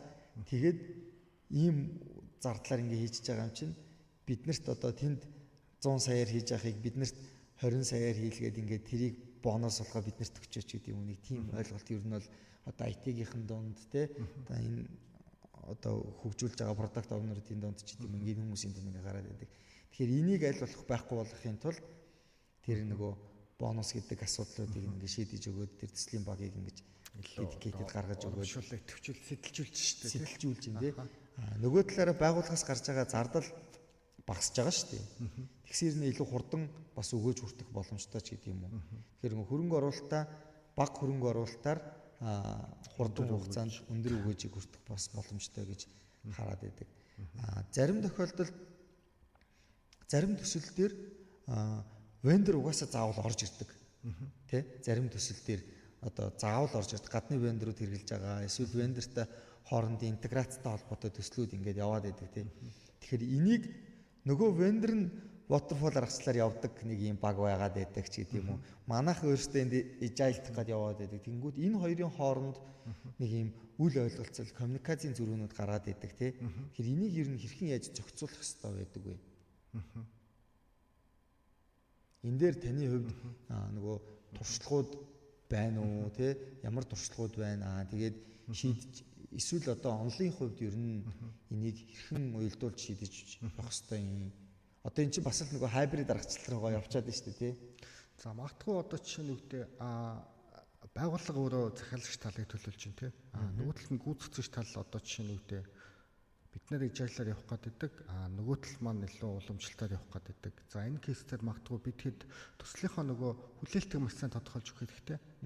За иймэрхүү байх хэрэгтэй гэд түүнээс одоо жишээ нь үгтэй яг гүйцэтгэгч нөгөө компанийнхаа одоо ингээд ажлаас орсон арга барилыг заавал та нар ийм байх хэрэгтэй гэдгээр ингээд өөрчлөх гээд байх нь өөрөө бас нөгөө зохимжгүй магадгүй энэ байгууллагынхаа дотоод одоо нөгөө ажил руу хит ороод байгаа юм шиг тэмхүү зүйлсээс ажиглагтаад байдаг.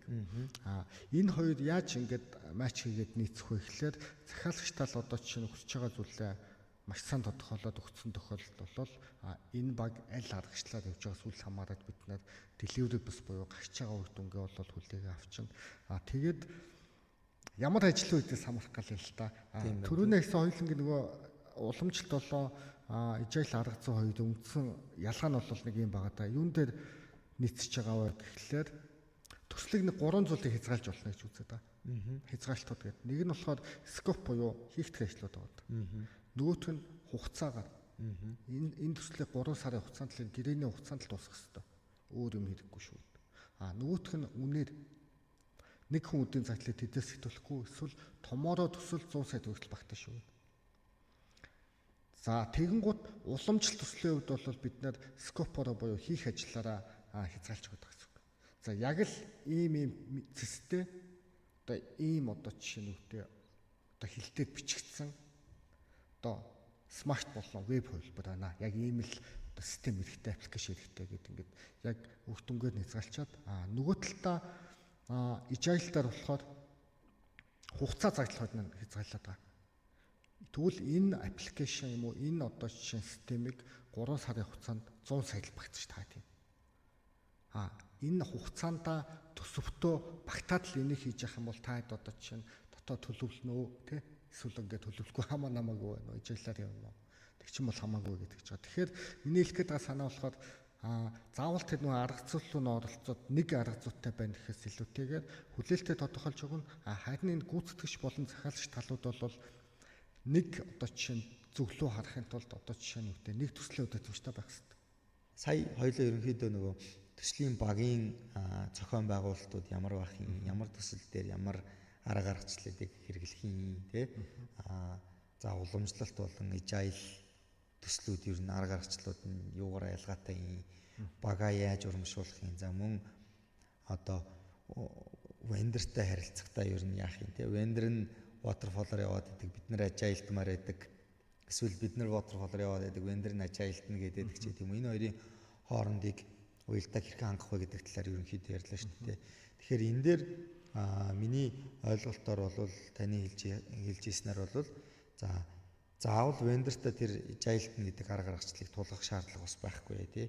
Үр дүнгуудээ цаг хугацаатаа хийх ажлуудаа хоорондоо зөв ойлголцоод за та нар юу гэдгийг 14 хоногийн дотор 3 сарын хугацаанд энэ үр дүнгэл гаргаад ирээ. Тэгээд та нар өөрсдийнхөө арга гаргачлалаар яваа гэж бас болох нь байна. Тэгжиж илүү нөгөө үр дүнд суурилсан төлөвлөгөөт ажлуудаар л ингээд вендортойгоо харилцаад явал зүгээр байгаа юм тий. Бас нэг асуулт байна. Ер нь waterfall-ийн үед за agile-ийн үед бол төлөө чинь за 14 хоног болгон ч юм уу эсвэл 2-4 7 хоногийн дотор нэг релиз гэж үзээд нэг спринт гэж үзээд тий. Төлөвлөлөөд ингээд яваад байдаг тий. Тэгвэл за ерөнхийдөө 14-өөс сарын дотор нэг жижиг төлөвлөгөө гаргаад тэрийг гүйцэлдүүлэх гээд ингээд яваад байгаа гэсэн үг. Waterfall-ийн хувьд одоо уламжлалт аргын хувьд бол энэ төлөвлөгөөг ямар хугацаанд хамгийн минимумда ямар хугацаанд гаргадаг вэ? Одоо нөгөө эцсийн дүнгээ үр дүнгээ ер нь бол мэдж байгаа. Гэхдээ энийг дунд нь ингээд салгаад төлөвлөд юм уу? Эсвэл шууд л эхнээс нь ахуулаад дуустал нь энэ хүртэл байна гэж төлөвлөд явд юм уу?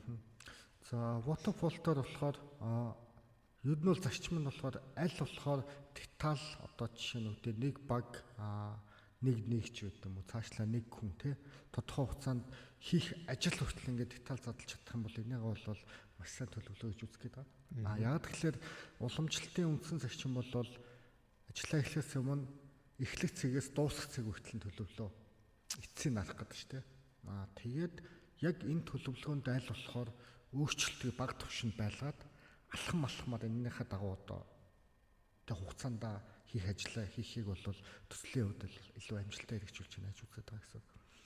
Хэрэгцээ тухайн төсөл маань томоохон төсөл байгаад бид нар илүү нөө хэрэгжүүлэхэд хугацаагийн төсвийн шаардлагатай нөөцийн ингээд таамаглахад хэлбэр болох үүднээс үе шатууд буюу фейсүүд тууч авч үзвэл за дизайн фейс байт юм уу те хөгжүүлэлтийн фейс за эсвэл одоо жишээнүүдийн фейс 1 2 3 ч гэдэг юм уу те энэ тохиолдол болвол ерөнхий тухаас нэгж фейсээ бол тухайн фейсийн өрөөнд бид нар хэдэн сарын хугацаанд юу их үү гэдгээ одоо эхлэх цэгээс дуусах цэг хүртэл бол деталь төлөвлөнө гэсэн.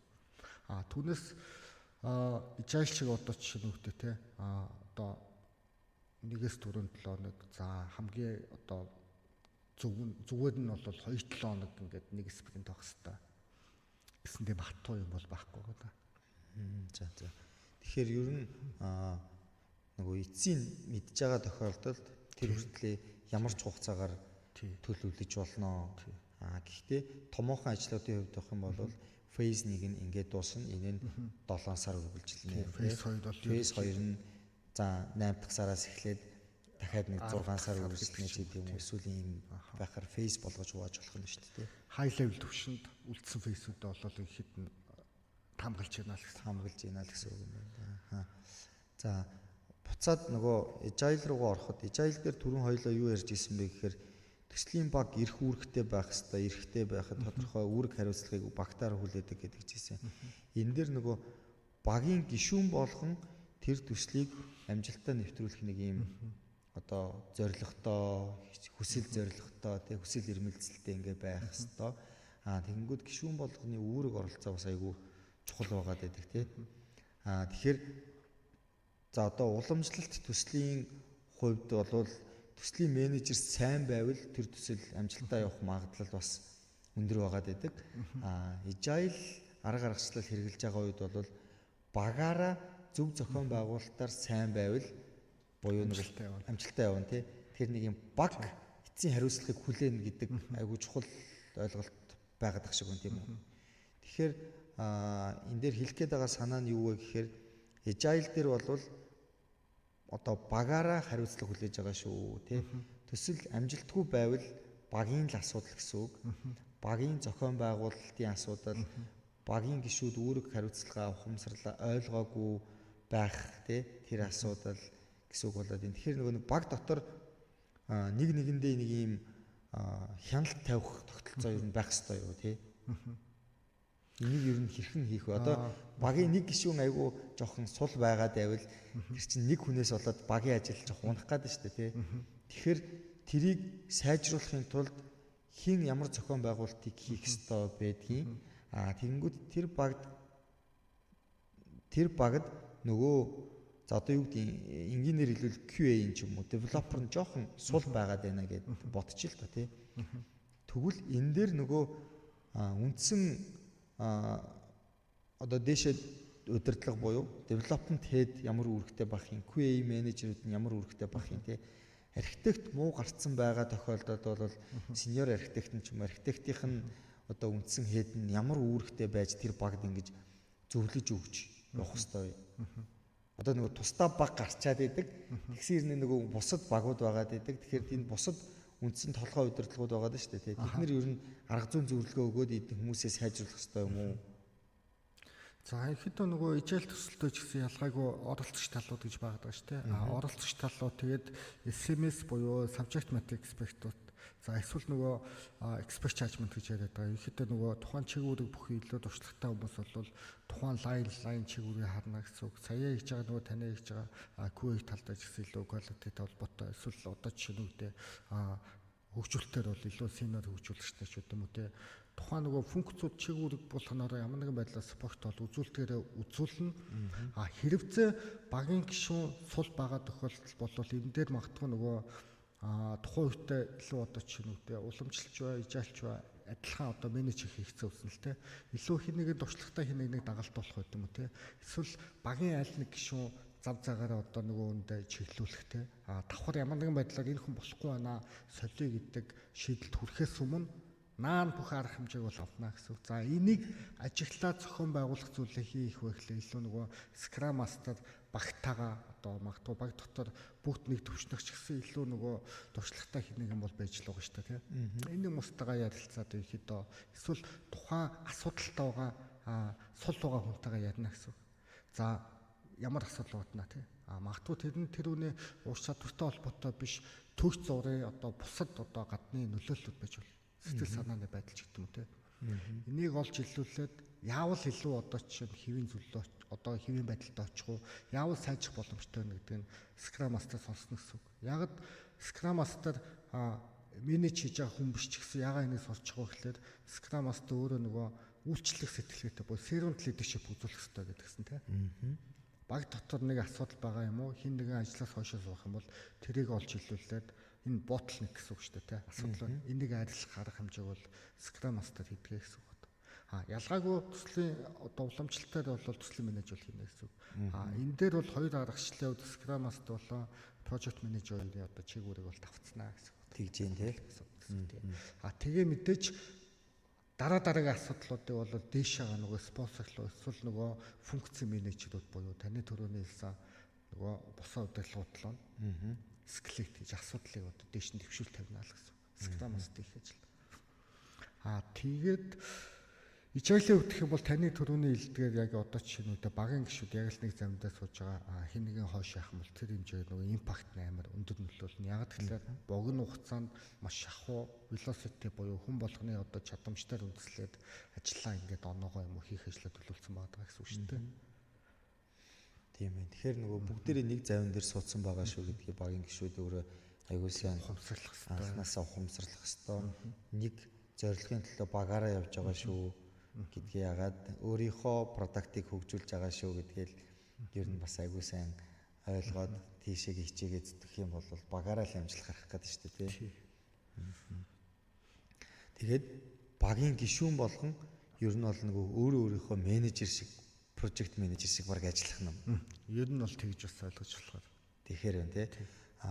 Уламжлалт аргачлалын хувьд бол project manager багтаага ярьж байгаад бүх ажлуудаа гаргаад ажлуудынх нь араас хөөцөлдөө явдаг бол энэ agile арга аргачлалын хувьд бол бүгд яриад хоорондоо гаргаад өөртөө таска гаргаад өөрөө тэрийгэ хийн гэсэн хугацаанд хийгээд амжилттай нэвтрүүлээ явах нь тэр үгний хариуцлагын асуудал болоод байна тий.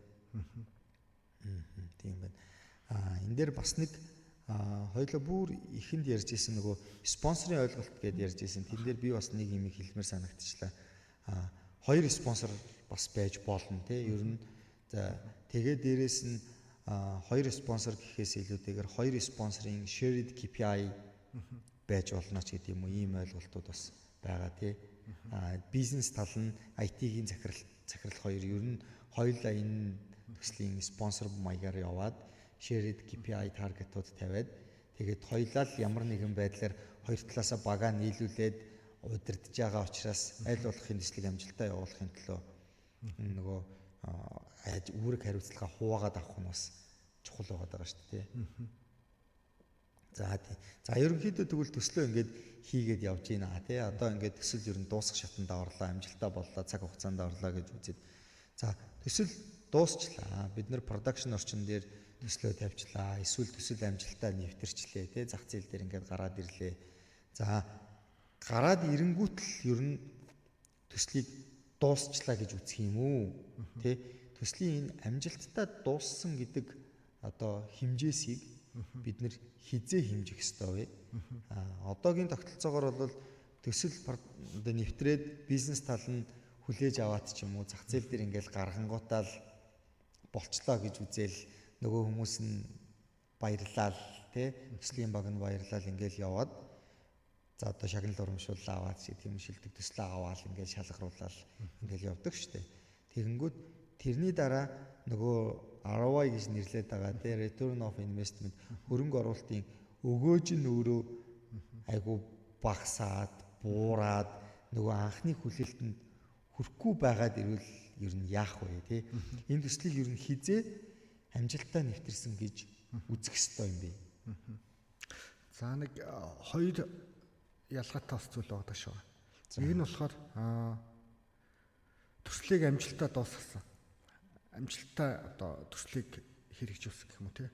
Дуусгасан гэх юм те? Төсөл амжилттай хэрэгжсэн гэдэг хоёр зүйл юм байна. Төсөл амжилттай дууссан гэдэг маань юу гэж байгаа вэ гэхээр анхны төслийн удирдамжтайгаар инишиатив шатанд тодорхойлсон байгаа үр дүнгуудээ дуусгасан уу? Дуусгасан байна. За төлөвлөлтийн шатанд гаргасан байгаа төслийн дэлгэрэнгүй төлөвлөгөөний дагуу ажлууд 100% хийгч үү? Хийгдсэн байна. За эцсийн гарах ёстой үр дүн гарч уу? Гарч буюу төсөл анхны өгөгдсөн цаг хугацаанд төсөвтөө хийх ёстой ажлууд буюу скоптой амжилттай хийгдсэг бол төслийн ажил амжилттай дуслаа гэж үздэг байгаа гэсэн. Дууссан. За энэ бол ингээд дууссан. Ингээд бол марах юм байхгүй. Яг тэгэхээр төслийн багийн гишүүдийн анхны зорилт яг л ийм шин чанар шаардлага хангасан систем хөгжүүлсэн. Хөгжүүлсэн. Харин энэ төсөл амжилттай хэрэгжиж нэвтэрсэн үү гэдэг маань бол таны хэлдгээр энэ төсөл хаагдсаас хойш уг шат буюу төслийн дараах нөгөө пост project гэдэг үе шатаар бол хэмжигдэнэ гэсэн. За энэ үе шатн дээр яах вэ гэхээр бид нар анхны нөгөө тодорхойлсон байгаа хөрөнгө оруулалтын өгөөж бизнес кейс за магадгүй харилцагчийн тоог 10% нэмэгдүүлнэ гэсэн бол ямар хугацаанд нэмэгдүүлэх үстэй. Тэр гол майлстонууд дээр цэгүүд дээр бид нар бол нөгөө бизнес шинжээчнүүд маань ахаад одоо нөгөө төслийн эцсийн үр дүнг бол анхны нөгөө үр ашигын тооцоололтод нийцж байгаа хэсэг нь бол хэмжиж тайлгна гэсэн. За энэ бол магадгүй 6 сарын давтамжтай улирлын давтамжтай гэдэг юм уу те. Анхны projection дээр юу гэж тодорхойлсон байна? Тэрнийхээ дагуу хэмжилтүүд бол хийгдээд үзнэ гэсэн үг. Энэ одоо жишээ нь үгтэй төсөл амжилттай дуусчаад 100% анхны projection-ыг биелүүлнэ гэдэг маань одоо жишээ нь үгтэй 100% баталгаатай биш байна. Гэтэл биш. Энд одоо жишээ нь үгтэй хит хит өвчин зүйлс байж болно. Анхны бизнес кейс хит өөдөр өгүүлсэн байж магадгүй.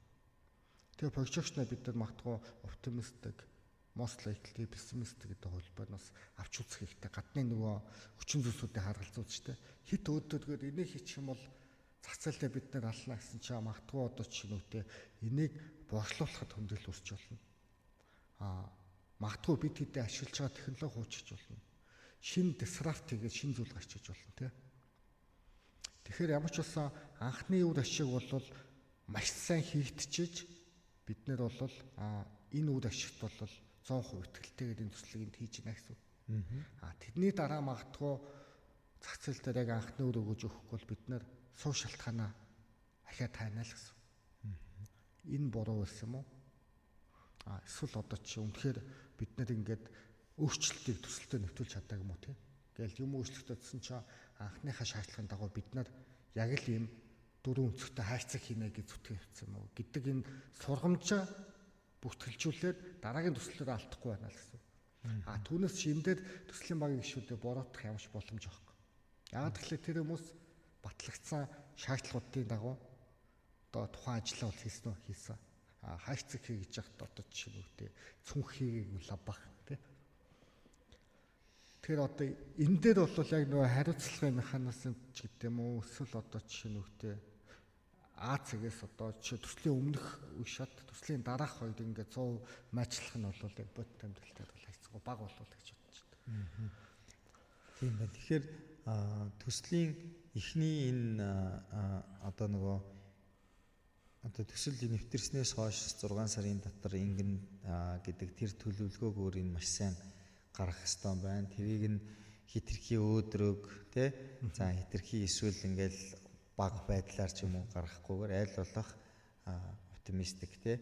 Оновчтой байдлаар гаргах хэрэгтэй байна. Тэгээд эндээ хүрээгүй болвол төслийн багийн буруу бол биш. Яг хөө төслийн баг өөрөө анхнаасаа тохирсон хугацаанд тохирсон ажлаа тохирсон төсөвтөө тааруулж хийгээгүй бол тэр төслийн багийн асуудал болох юм байна.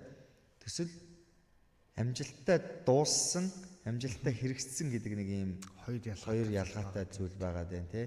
Нэг нь одоо өнгөрсөн цаг байлаа гэж бодоход нөгөөх нь ирээдүйн цаг дээр хэрэгжсэн гэдгийг үнэлэх гээд байна.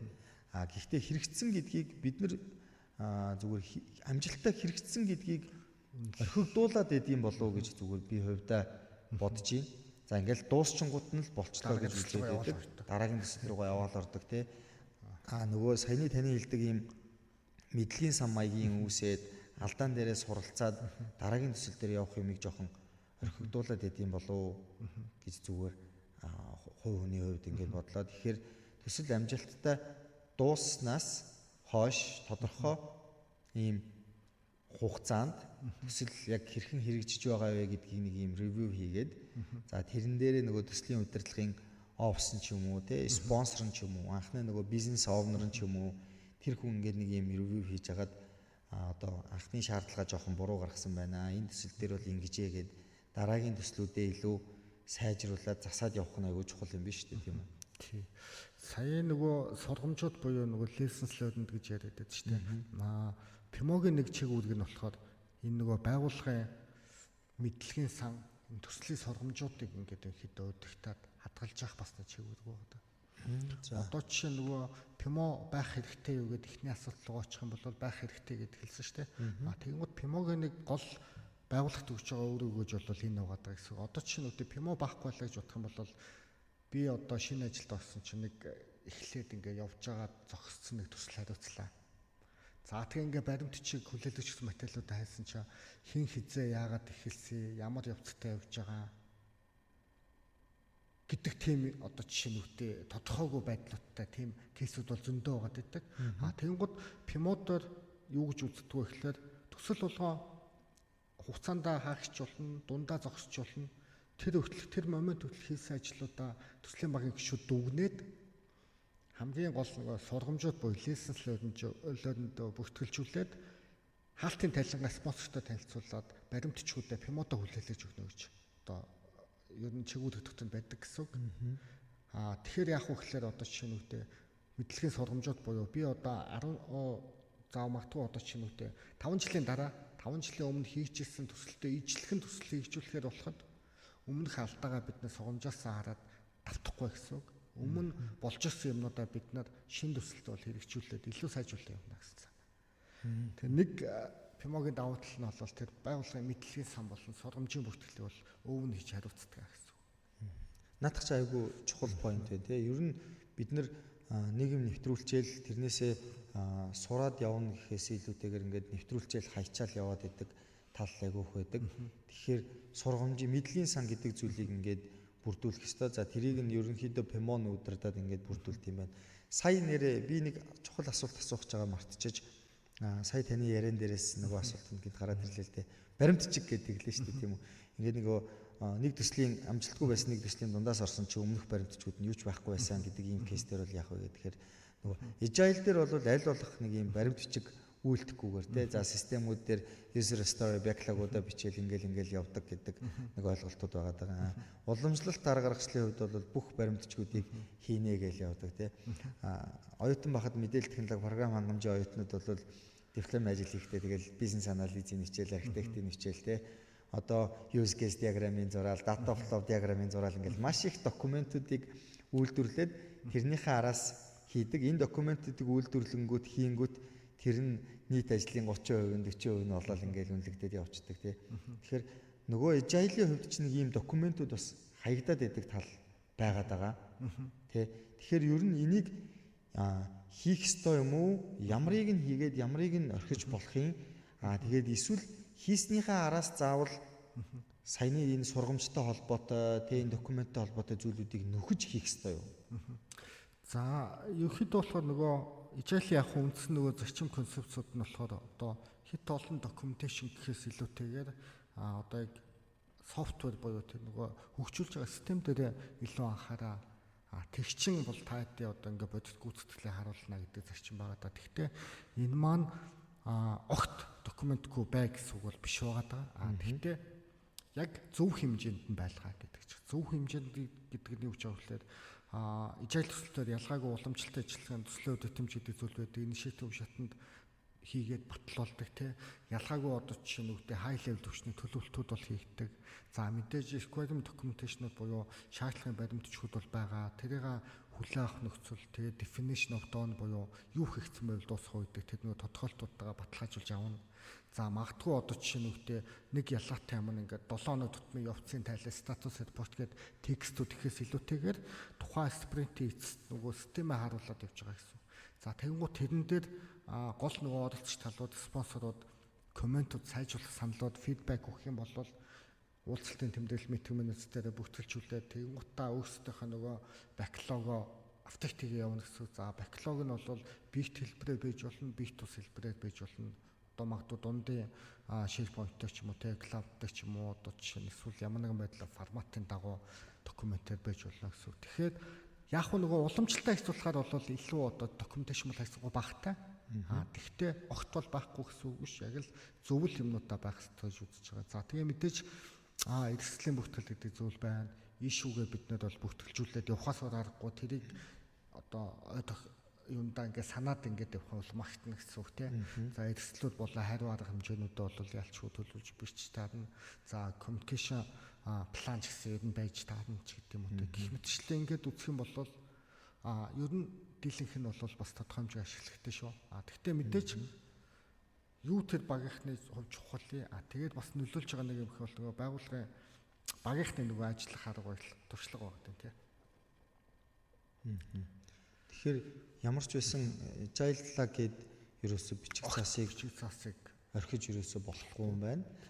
Тодорхой хэмжээнд байлгах хэрэгтэй юм байна. Яагаад гэвэл тэр нь өөрөө нөгөө багийн энийг хийсэн, амжилтаа хийсэн нэг юм түүх тий нотлох баримт бас болох гэдэг шүү дээ. За яг эцсийн дүндээ продакт нь нотлох баримт болж байгаа ч гэсэн энэ дундх нөгөө lesson learn тий тэр knowledge base тэр хаалтын хурал хийхэд энэ бүх юмнууд бол бас хэрэг болох нь байна. Уулзалтууд спонсортойгоо хийж байгаа уулзалтуудыг тогтмол тэмдэглэх нь байна. Тэрийг одоо комментуудыг нь бичиж авах нь байна тий. Ямар арга аргачлал ашиглаад хийсэн хаана юу байгаа юм гэдгүүдээ бас айгуу сайн тэмдэглэх хэрэгтэй болж таарж штэ тийм үү. Тэгэхгүй бол эн чинь нөгөө хүнээс үл хамаарсан юм нөгөө процессыг бидний бий болох гээд байгаа шүү дээ тий. Төслийн хөдөлгөөний тогтолцоо гэдэг юм аа. Тэгэхгүй ингээд зөвхөн тэр момент байгаа багийн гишүүд л яаснаа мэддэг. Тэр баг одоо чинь тараад ингээ явхад яг юун дээр үндэслээд ингэсэн бэ гэх тийм нөгөө баримт хүчийг тийм нөгөө мэдлэг үлдэхгүй хүнээ дагаа явчих гэдэг юм л та. Тэрнээс сэргийлж байгаа үйл явц нь бол энэ нөгөө. Тэгээд түрүү нөгөө төслийн амжилт гэдэг зүйлийг болохоор одоо ч зарим үед бол яригддаг. Тэгтээ их сонирхолтой юм байна. Тэр нь болохоор төслийн амжилтыг болохоор түрүүнээ хэлчихсэн скоп буюу хийх ёстой ажлуудаа хамрах хүрээндээ хугацаанда төсөвтөө багтах юм бол энэ төсөл бол амжилттай гэж үздэг. Тэгвэл сүүлийн үед одоо жишээ нь үгдээ PMI төслийн хөдөлгөөний институцийн барьж байгаа концепц болон төслийн амжилтын теори одоо тодорхойлолт нь бол өөрчлөгдөж явж байгаа. Энэ бол value буюу үнц нь. Анхны нөгөө бизнес кейстэй тусгасан байгаа яг үнц нь value-гоо өгч гинөө. Бүтээгдэхүүн тодорхой хугацаанд гарсны дараа бид нэр сэтгэл ханамжийг судалгаа авах хэрэгтэй. Тэгэхгүй хугацаанд багтлаа хийх ёстой ажлаа илээ төсөвтөө багтлаа хинч ашиглахгүй юм хийх юм бол тэгээд юу гэж байхгүй. Тэгээ юу гэж сайхан хийсэн байна, баримтч байна, сугамжтай тий. Тэгэхээр value-дад нэмэх нь төслийн гүйцэтгэл буюу execution гэж байна. Төрөний ярьсан хугацаа одоо жишээ нь үгдээ төсөвтөө багтна гэдэг хэмжүүд манд байдгаараа байж болно гүйцэтгэлийн шат холбоотой.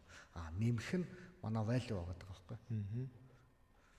Тэгэхээр ер нь одоо бол төслийн удирдлагын институтээс төслийн амжилттай гүйцэтгсэн гэдэг шалгуурыг за гүйцэтгэл дээр нэмэх нь value гэж үзээд тодорхой хугацааны дараа амжилтыг нь хэмжнэ гэдэг нэг ийм ойлголт яваад байна тий гарч байгаа гэсэн үг юм шүү дээ. Ер нь яг нөгөө тодорхойлт нөлөөлж байгаа боловч хэмжнэ гэдэг концепц нь бол байсан л та нөгөө бизнес анализ гэдэг чигүүрээр хэмжигдээд.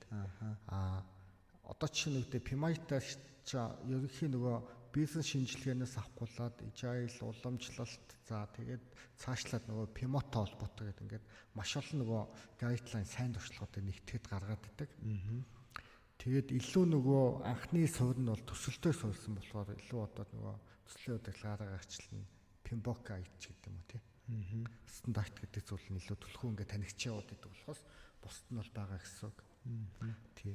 Ер нь бол гол санаа нь болохоор цаг хугацаа юмдаа ингээд багтсан ч гэсэн тий хамгийн эцсийн эргэлэгч сэтгэл ханамжгүй байх юм бол бид нэр энийг амжилттай гэж хэлэх нь өөрөө утгагүй өрөөсгөл зүйл шүү гэдэгтээ бол бүх одоо мэргэжилтнүүд бол санал нэгдээд энийг бол маш хүчтэй PMI ивентүүд дээр бол яриад таниулаа яваад байгаа.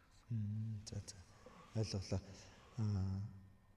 Тэгэхээр ер нь нөгөө value гэдэг зүйлийг заавал одоо тооцож амжилтыг нь үнэлж байгаарай л гэдэг юм руу бүр албан ёсоор одоо яг том яллаа тий тодорхойлолтоо өөрчлөөд ингэ шилжиж байгаа юм байна шүү дээ тий. Тийм байна.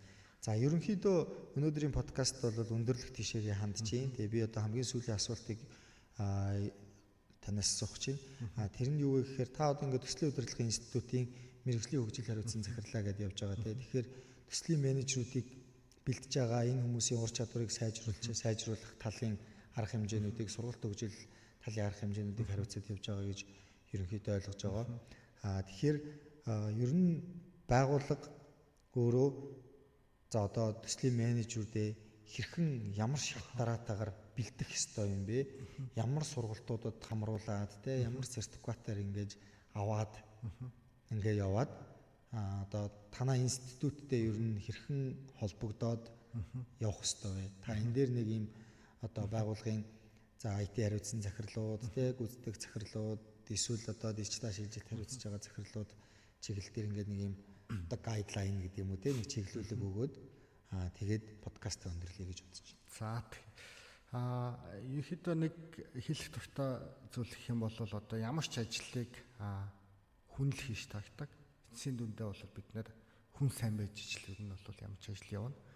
Тэгэхээр яг ингээд байгууллагын хэмжээнд хийж байгаа нь одоо захим шилжилтүүдэд дижитал шилжилттэй юм уу те эсвэл ингээд энэ өөрчлөлтүүдэд амжилттай хийжүүлэхэд бол илүү одоо жишээ нь арга зүй механизм гэхээс илүүтэйгээр хамгийн түрүүд хүндээ төрүүлж хөрөнгө оруулалт хийгээч гэж одоо ер нь хүсмээр санагддаг зарим тохиолдолд бол тэгээд яг энэ чиглэлүүд гэсэн бид нэр PMI байгууллагын үндсэн одоо жишээ PMI Mongolia chapter салбар байгууллагын үндсэн алсын хараа эрхэм зорилго бол бид нар Монгол улсад төслийн эдийн засгийг хөгжүүлэх. За ингийн тулд яг энэ дээр ажиллаж байгаа бүхэл төсөлтөд ажиллаж байгаа одоо мэргэжилтнүүдийг чадварчуулах гэдэг чиглэл бол ажлуудыг чиглүүлээ явж байгаа. Энэний үрээнд ч гэсэн бид нар одоо аль ч төвчний байгууллагатай илүү одоо жишээ нь үгтэй PMI-с гаргасан стандарт гэж хэлэх дургүй байгаа би ямар нэгэн стандарт тийм онол гэхээс илүүтэйгээр энэ бол ингээд дэлхийд даяар туршигтаад явж байгаа төсөлтөд ажиллаж байгаа хэдэн мянган мэргэжилтнүүдийн одоо жишээ нь үгтэй өөрсдөө сургамжуудыг нэгтгэсэн энэний нэгтгэл хийгээ явдаг ийм одоо гар авилгуудыг энэ олон улсын одоо стандарт туршлагаас суралцаад хүмүүсээ одоо сургалтанд зөвхөн нөгөө төсөлтөд ажиллаж байгаа хүмүүсээс илүүтэй бүх төвшөндөө бол сургалт аваасаа гэж хүсдэг гэсэн үг. За дийлэх одоо томоохон төслүүд хийжүүлдэг байгууллагуудын хувьд бол үе шаттайгаар бол манайхтай хамтдаа сургалтуудыг аваад явдаг.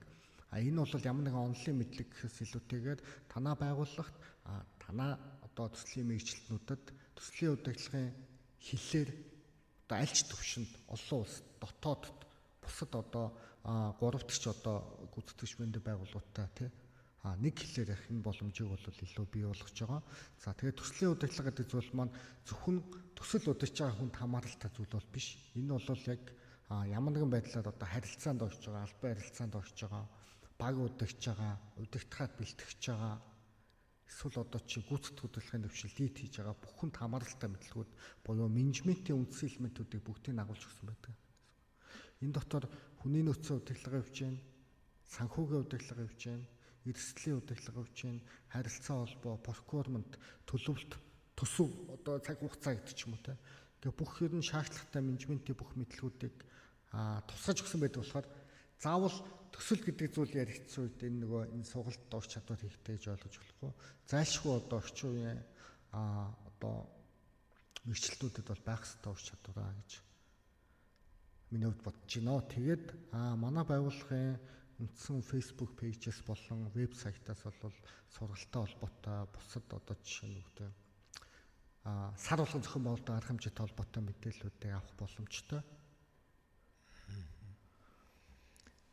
За тэгэхээр ер нь бол PMI Mongolia институттэй төслийн удирдлагын институттэй захирлууд маань байгууллагууд маань маш сайн холбогдоод за байгууллагынхаа дижитал шилжилт хийх гэж байгаа энэ төслүүдийг ямар арга аргачлалаар явуулах ёстой юм тий төслийн менежерүүдээ хэрхэн бэлдэх ёстой юм за баг бүрэлдэхүүнийг хэрхэн зөв зохион байгуулах ёстой юм гэдэг энэ арга зүйн зөвлөгөөнүүдийг бас аваа яваад ер нь бол хамтраад ажиллаж болох нь байна.